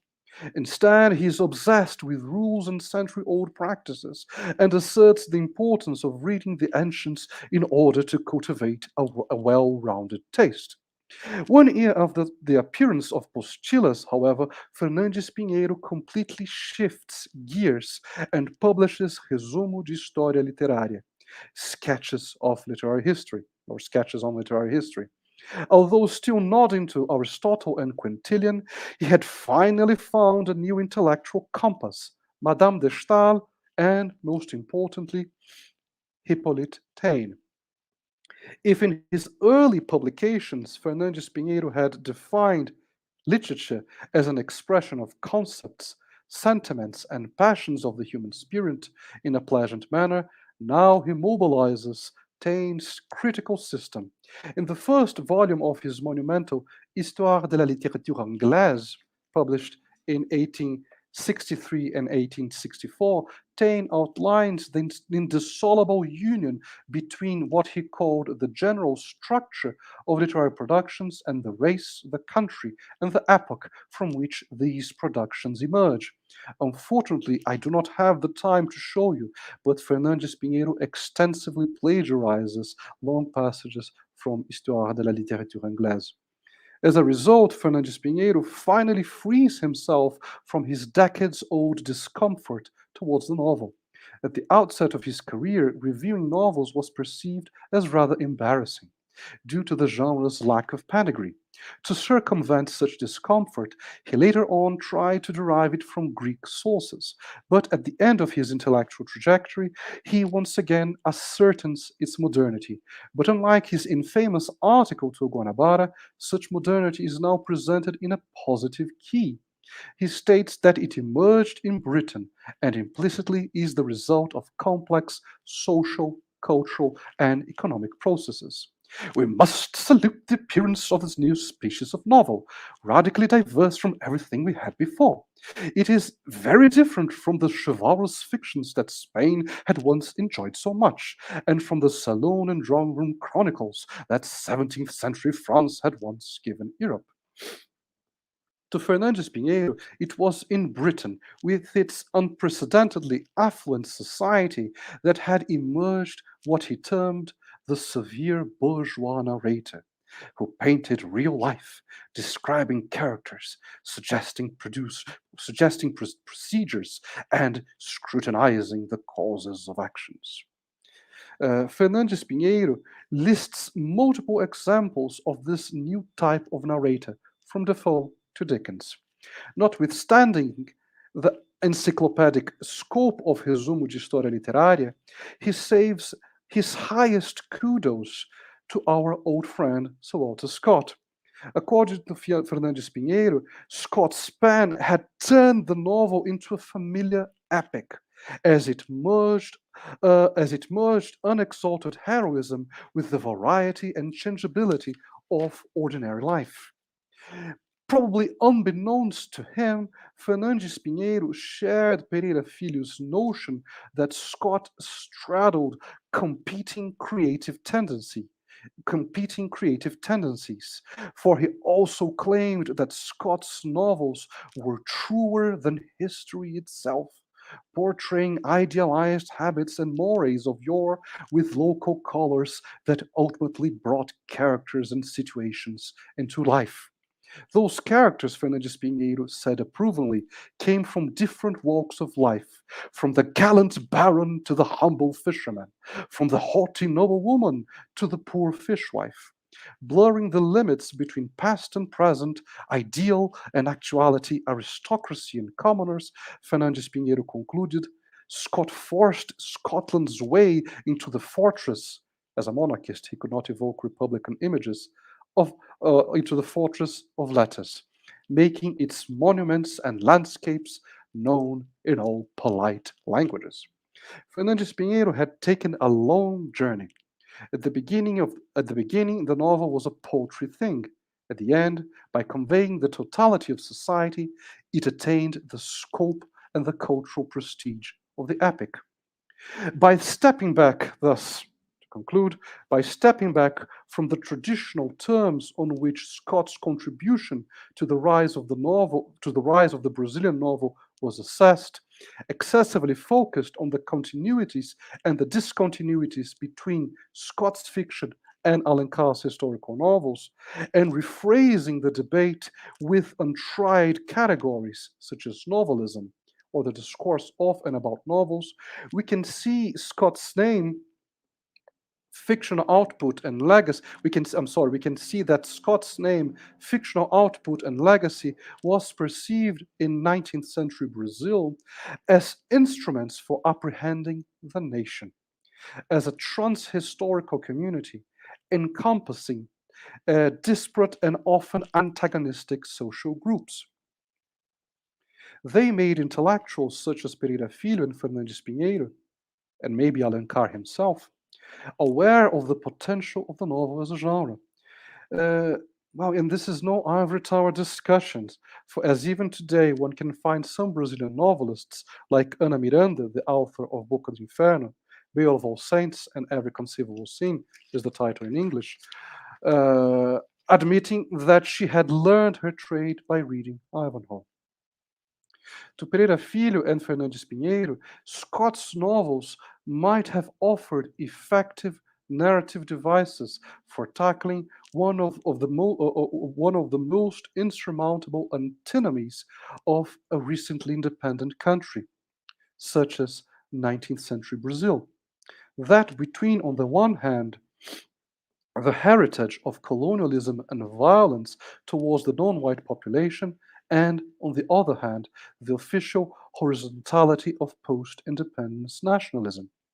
It is not unwarranted to suppose that to a man like Pereira Filho and Fernandes Pinheiro, the nascent Brazilian novel would become nationally cogent if, like Scott's novels, it managed to refigure dispersed and a prioristically incompatible materials into a coherent, meaningful, and delightful whole. With this in mind, we may even appreciate, with different comparative lenses, how Alencar's novels, perceived as mobilizing recurrent tropes from Scott's novels, ended up saturated the 19th century Brazilian literary field. Thank you very much.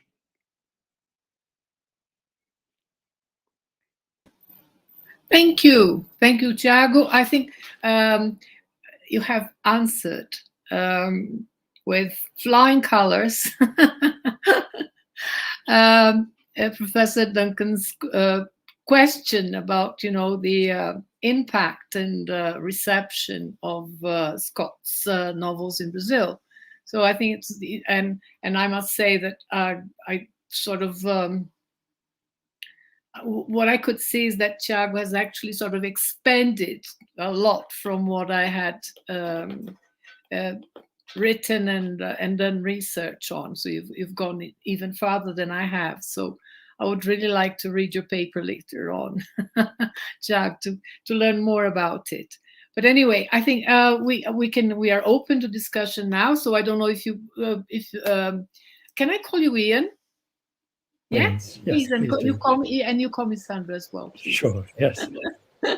So I don't know if you have anything to say to Thiago, considering that he's actually been answering your or quelching your curiosity. So Absolutely. No, I was really fascinated, especially by the turn of your argument from looking at specific Scots as particular technical models for other novelists to what you call, using Clifford Siskin's phrase, novelism, the way that the novel, as practiced by Scott, comes to sort of stand for the potentialities of a modernizing literary form as such.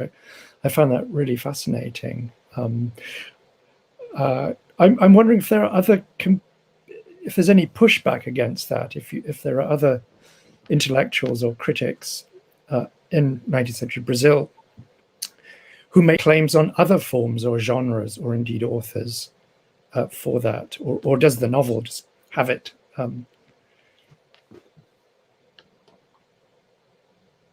Go on, Thiago.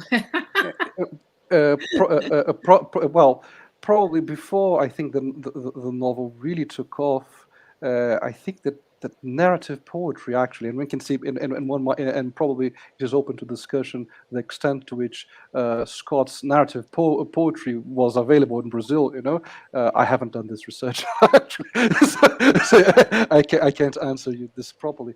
But especially in the 1840s, and I think that in the 1860s and the 1870s with Fagundes Varela and earlier on with Gonçalves Dias, they tried to use the narrative poetry as a way for figuring or for imagining or for presenting the colonial encounter, and especially for giving voice to native populations.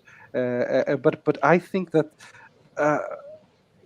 I think that since the appearance of Alencar, the novel more or less displaced in and I think gained more traction. More or less displaced narrative poetry is not as important as the novel.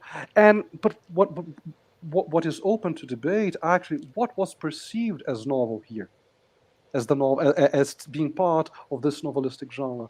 Oceanic epics, for example, are sometimes described as novels here. Or Chateaubriand's Atala, is it a novel or is it a prose poem? So poetry was perceived as being instrumental for capturing what they imagined to be the language of the natives, very poetic, very primeval.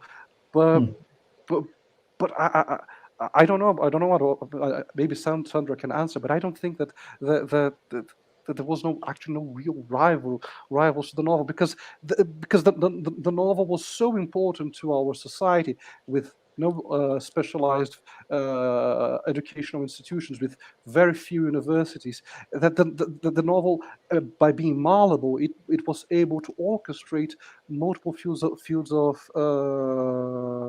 knowledge, and it was picked up not only by professional novelists, became themselves, or people who discussed novels, who intervened in this novelistic debate in novelism, became themselves a statesman, like Alencar, like Pereira Filho.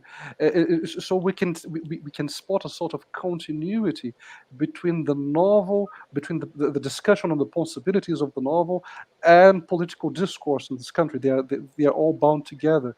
So I think that this, I can see no rivalry, no real rivals to the novel in its cultural and intellectual ascendancy in 19th century Brazil. I think mainly in the second half of the century, I would say. Yes. I think the poetry is still very important in the first half of the century, but I think after the 1850s, I think the novel takes over. Of course, I think we could think about the theater as well, drama as a very important, let's say, cultural element. But I would say that most of the important historical, political issues are being taken up in the novelistic production. Yeah, that's my. Well, I'm not a specialist in Brazilian literature. I work a lot on comparative literature, and then also. So am I. Well, no, but there are some people who are specialize in Brazilian literature per se, you know. But I would say that it's a novel that actually is the main genre in the second half of the century. That's probably so interesting because this recapitulates Scott's own career, right? I mean, he exactly he moves away from, and people speculated. I think the argument that Byron was more popular than Scott is actually isn't true. Byron was very popular here, yes. Yes. There was a whole Byronic wave here. Yeah. But Scott's career enacts a sort of progressive stadial history of literary forms, right? He begins translating and editing ballads, and then he begins crafting his own sort of metrical romances, and then he shifts to being the anonymous, the author of Waverley. So there's a very interesting way in which his own career recapitulates a sort of cultural history or literary history, which is fascinating to see reproduced in the case of Brazil. actually, I think that Byron here was much more popular. At least this is the argument of the people who studied this, that his shorter lyrics were much more popular here than his long narrative poetry, like Don Juan and Childe Harold. So Byron is associated to the so-called shorter lyric, whereas not the long narrative poetical forms, I guess. So I think that this is why Scott and Byron could more or less coexist in our letters, I guess. And also, I'm not sure that Scott's poetry actually had a lot of impact, or I don't know about it. Well, I'm not I don't specialize in poetry, so I don't really know about it. But I don't think I've ever heard of Scott's impact. I mean, Scott's poetry having a lot of circulation in Brazilian poetry. I'm not sure about that. I don't know if you know anything about it. I don't know. Maybe Anchieta by Fagundes Varela has some similarities, but I'm just speculating. but I've never seen anything written about it. Can I ask you a question? Interesting to think that Scott would actually use the label a romance. Under as a kind of description of what he was trying to do in Ivanhoe, and I would say that there's a discussion about the novel and romance in Waverley as well. Right.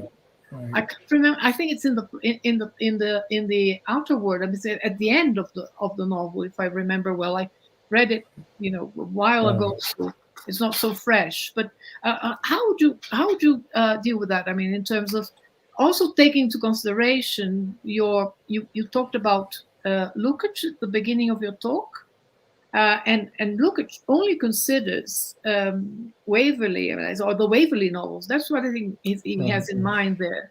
Right. He does discuss Ivanhoe briefly, but he sort of fits it into the template of Waverley. It's as if it's essentially doing the same thing, but it's set in England. Yeah, I mean, the distinction between novel and romance is peculiar to English, right? In just about every other language, it's roman or some. We have a problem explaining this to our students. Thiago knows what I'm talking about, because romance in English is does not translate as romance in Portuguese. So. Right. No, I mean it's I think a product of the way that English cultural history is embedded in a political history. The novel is that new thing that belongs to modernity, and romance is those bad old regime, the fictions of absolutist governments, of either the French salon romances of Louis XIV, and Don Quixote gets to be the foundational, the work that banishes the bad old fictions of the superstitions and absolutism. So it comes with a certain political freight. Would you say that then this is one of the reasons why a romance was used by Scott? Absolutely, I think he's acutely aware of it as a historical term. And I mean, Waverley dramatizes that, right? That the Jacobite rising, Charles Edward Stuart wants to be an epic hero, right? He wants to be a new Aeneas or a new Odysseus who's returning to his homeland, but what Scott shows us in the course of the novel is that as an epic adventure, it fails.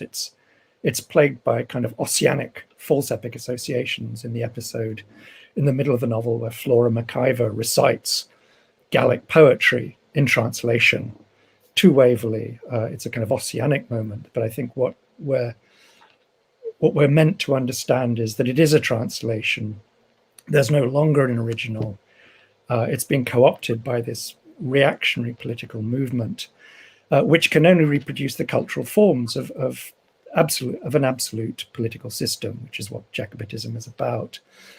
And the novel, as it emerges in Waverley itself, I think Scott is thinking of it as and very much along the lines that Thiago, you were seeing these Brazilian critics picking up as a work, as the new form that synthesizes these older, archaic ballad, epic, romance, as well as history, political discourses, and kind of brings them together to indicate its fitness as the genre of modernity. So I think the kind of phenomenon that you were discussing, Thiago, which is so fascinating, is one that Scott's also writing into his own enterprise.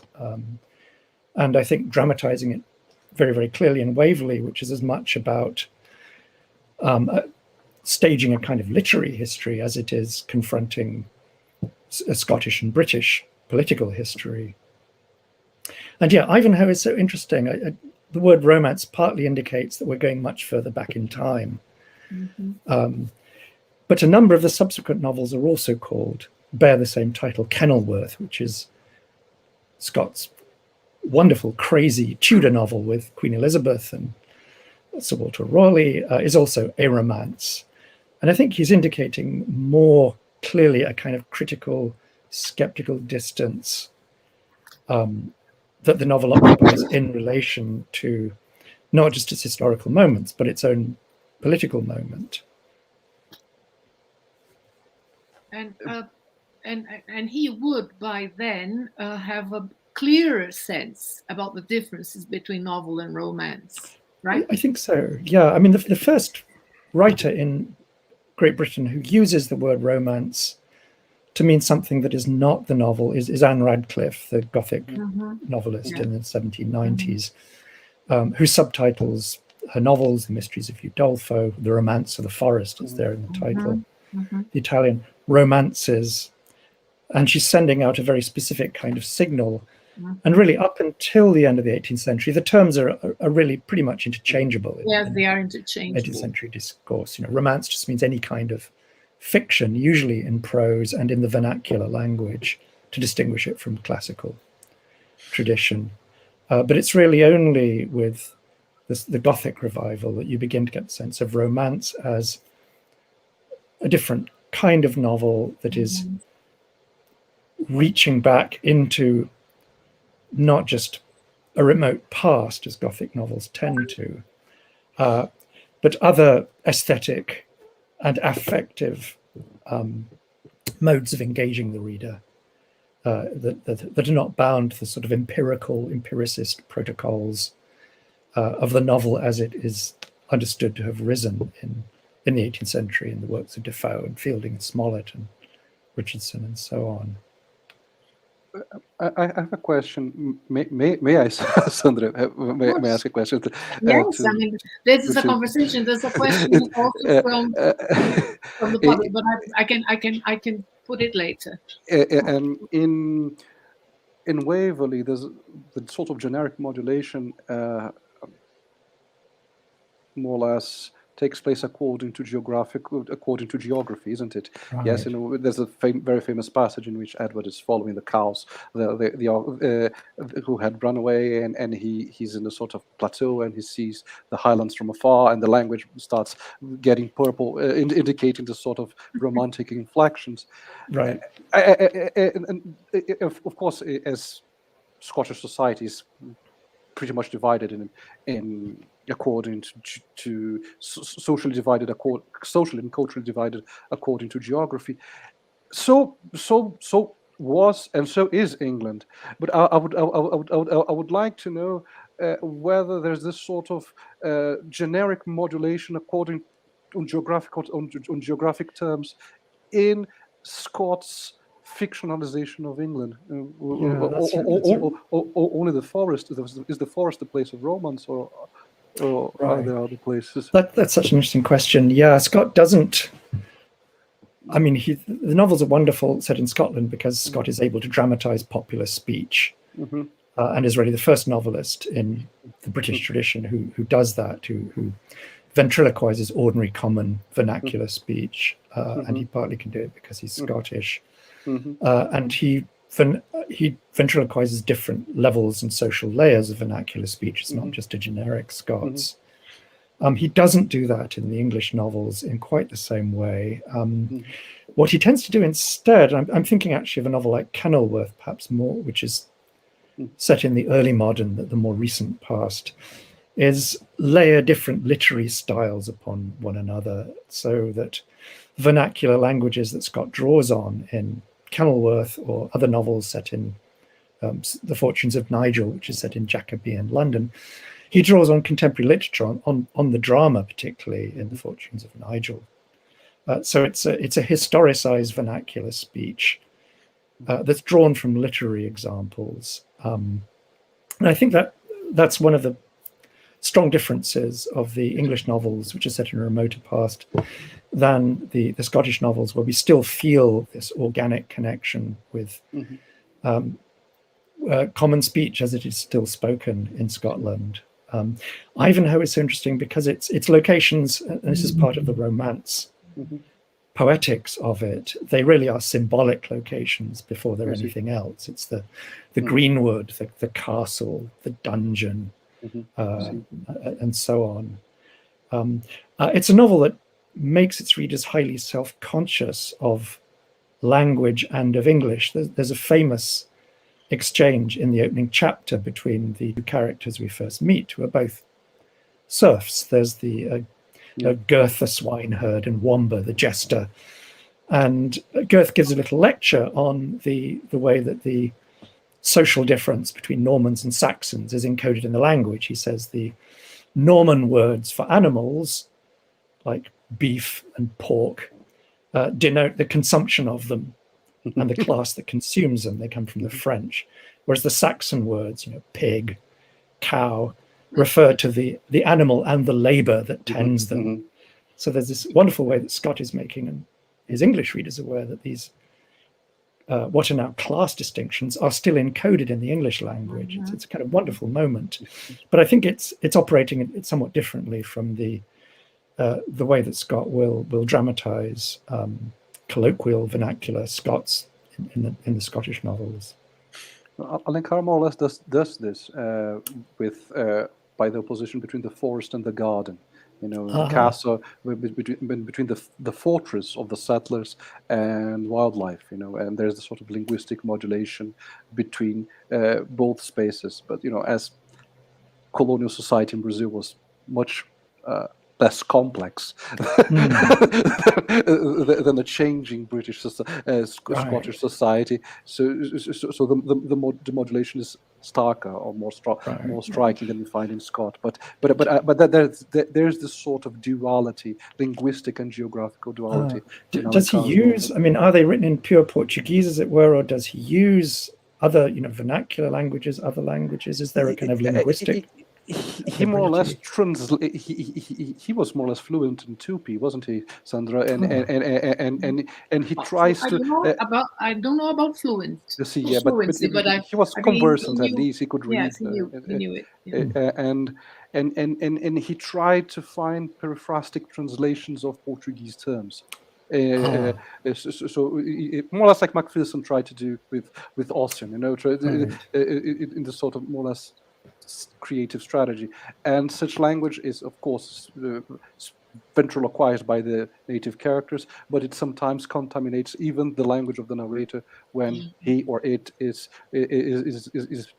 presenting or representing the actions of the Indian characters. So it's the linguistic modulation is very strong and very racially and geographically encoded, even if in a small place such as where he's actually his main novel, The Guarani is set, which is just a fortress in a more or less remote area from the Rio de Janeiro province. What would become the Rio de Janeiro province?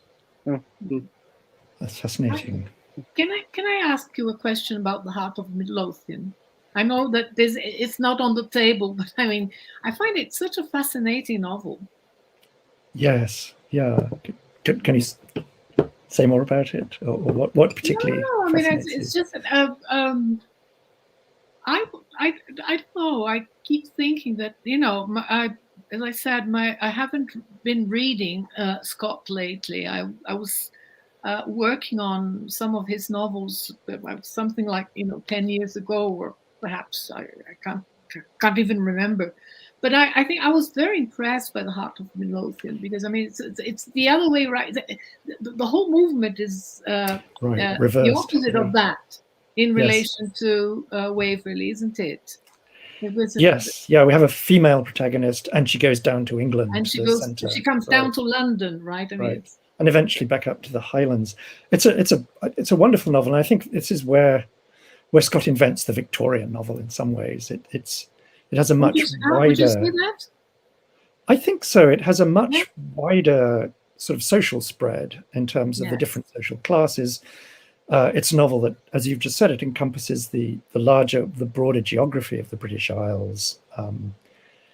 The motif of the heroine who walks is fascinatingly taken up by later English novelists, by Elizabeth Gaskell in Mary Barton and Ruth. And it's often that what the Victorian novelists do is tend to conflate the two sisters. So it's as if Jeannie Deans, the heroine of Scott's novel, becomes the sister, the fallen woman who is seduced, Effie.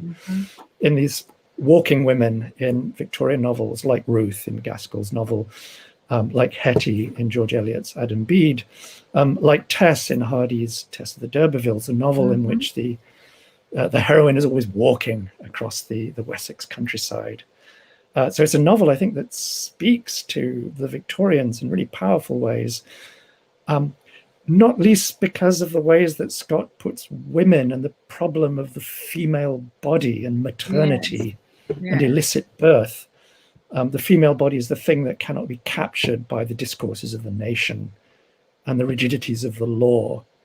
And the whole novel turns on that in really fascinating ways. So I think it's a novel that strikes out into territories that we don't find in Scott's other novels, that in some senses wait for these later novelists to take up. From what we normally tend to think of as a Scott novel. Right. And it's full of, I think, in the Scottish novels that follow Waverley, we find Scott actually increasing the incidence of Scots, of spoken Scots.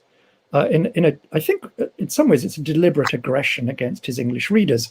Most of the novels were read down in England. The majority, they were printed in Edinburgh, and Scott was writing just in time for the new steamboat technology, so new copies would be sent down by steamboat to London, and most of the print run would end up going to London. So most of his readers were English, and English reviewers complained about the Scots. This was unintelligible. They couldn't understand it. Why is Scott doing that?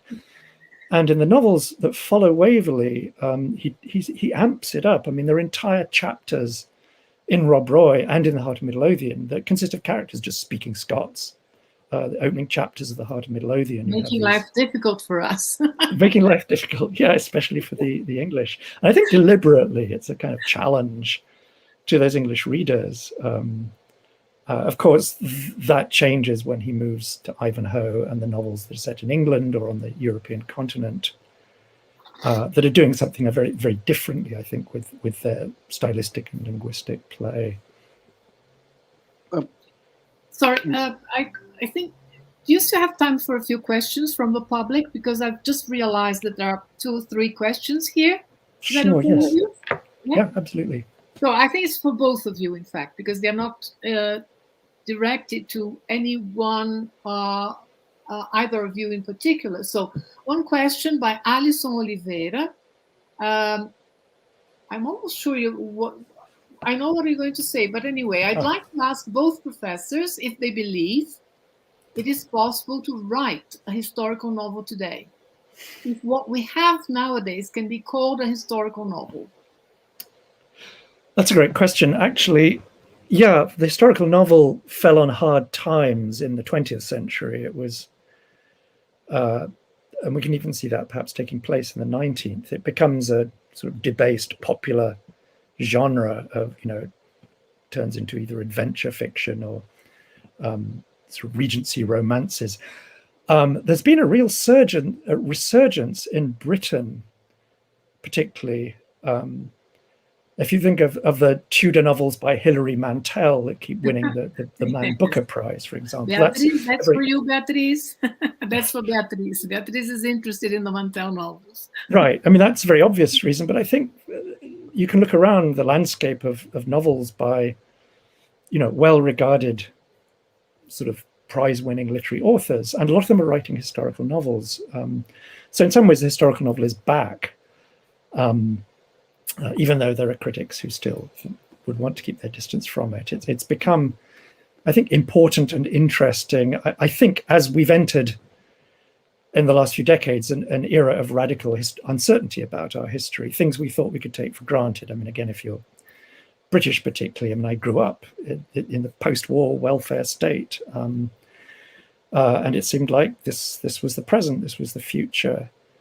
But as we know, and it's just accelerated in recent years, climate change, Trump in America, Brexit, it seems like history is falling apart or going backwards.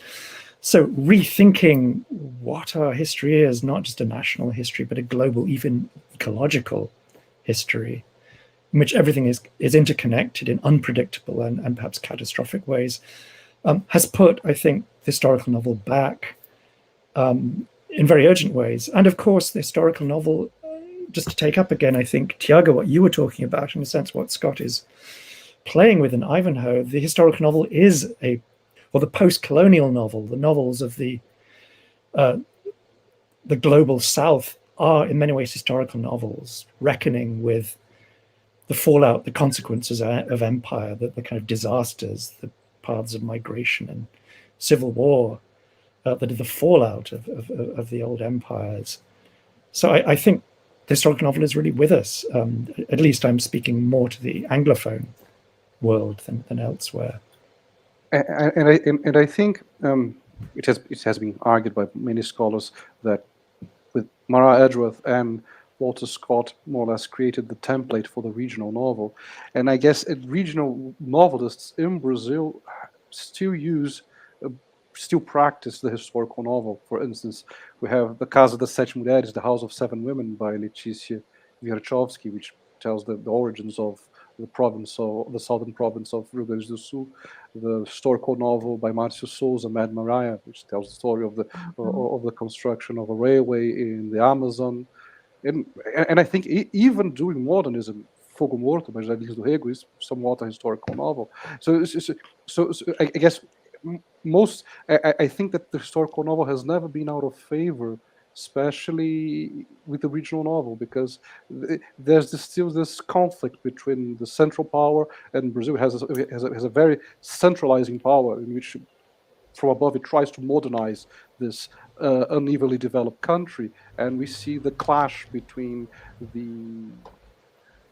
as you say in your article, the pre-modernity that refuses to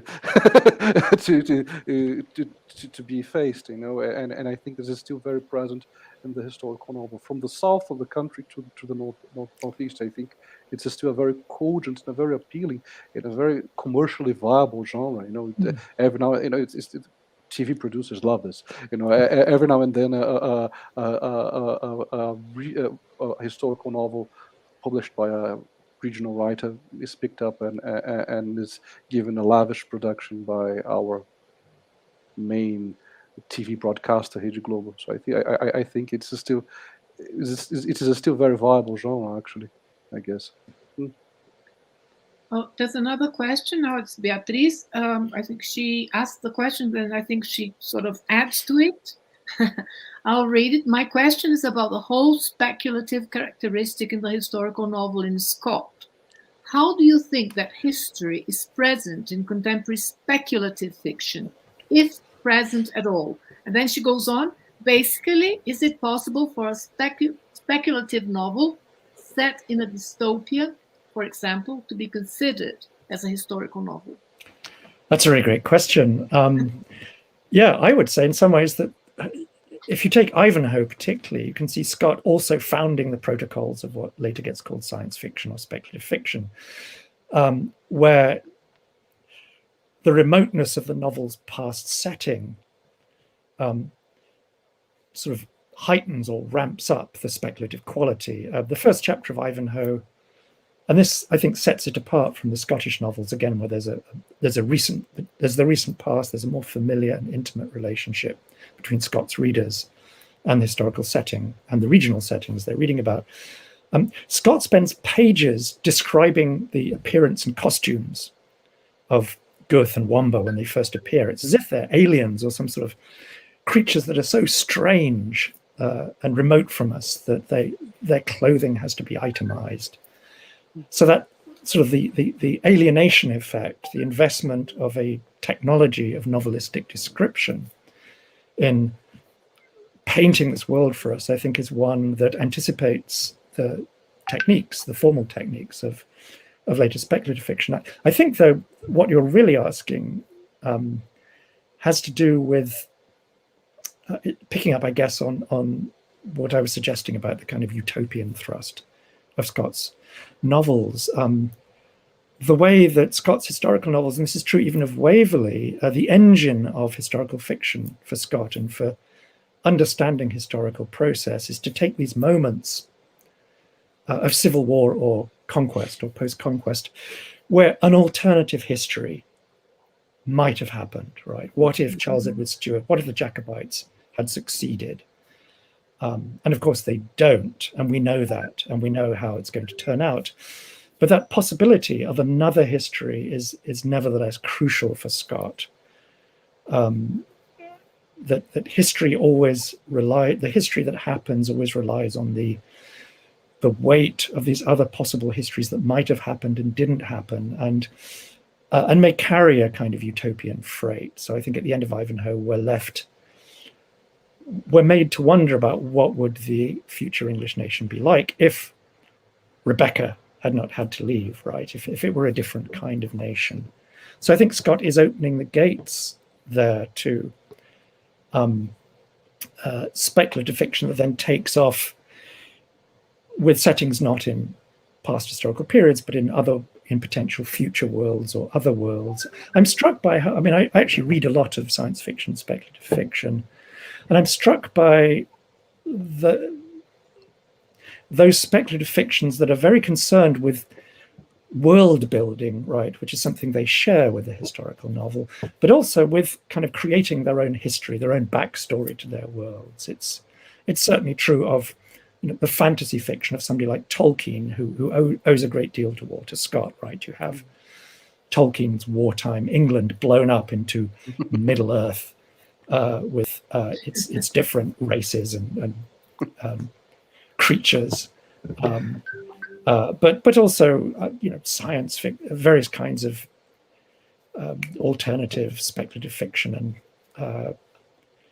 there are lots and lots of examples. So I think that they have a shared DNA, part of which goes back to Scott.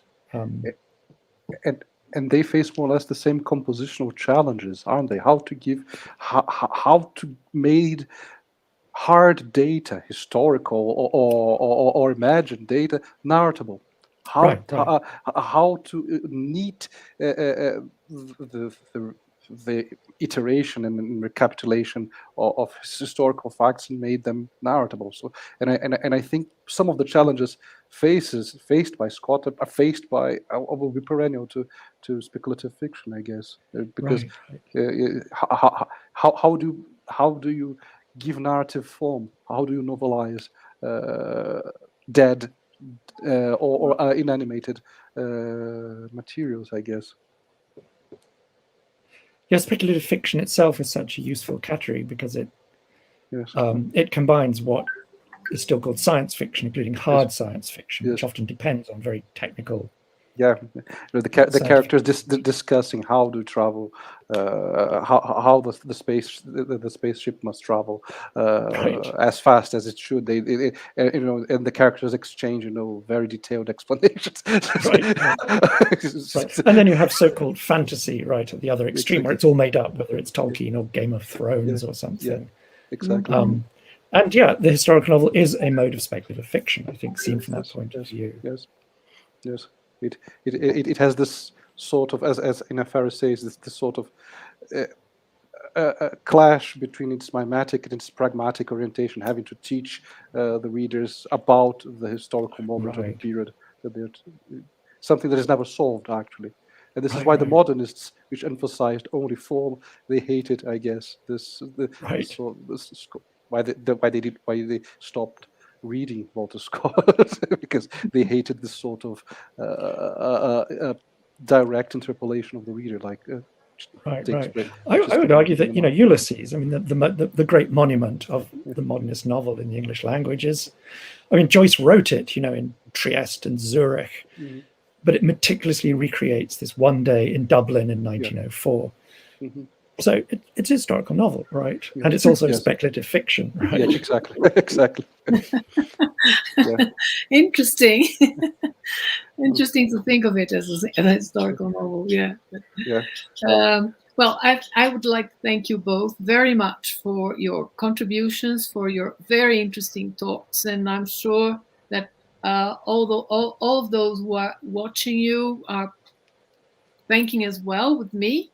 So, Professor Duncan, it was a pleasure to have you with us this afternoon. I don't know if it's morning for you. It's still morning here. It's still morning for you because you're in California, right? Yes. So yes, there's a long time difference here. It's a very, very big one. And thanks, Thiago, as well. I don't know, Thiago, are you in Rio? Actually, in São Paulo, classes start next week. Right. So next week I'll be in Rio. And then Bruno's asking you that he's saying that you should please record audiobooks. Me? That's for you, Bruno. Then you ask Bruno later on. Bruno's a student. I think it's because of his imitation of different voices. He's actually sort of dramatizing the different voices of the people he was talking about. He was quoting. So I think that's why they're asking you to record some audiobooks. Okay. Thank you very much. Let's now. Thank you so much. Thanks. This has been a real pleasure. And thank you, Beatrice, for hosting us and managing my slides. Thank you. Yes, it is. Yeah, thank you. Thank you, everyone. Thank you, everyone. It was really a pleasure. It was really, actually, it was not only a pleasure, but an honor to discuss it with you guys. Thank you very much. Thank you. I'll see you then at some point. See you tomorrow. Yes. Some of you tomorrow, right? Yeah. I will be watching tomorrow. Yes. Yeah. Great. Great. Thank you.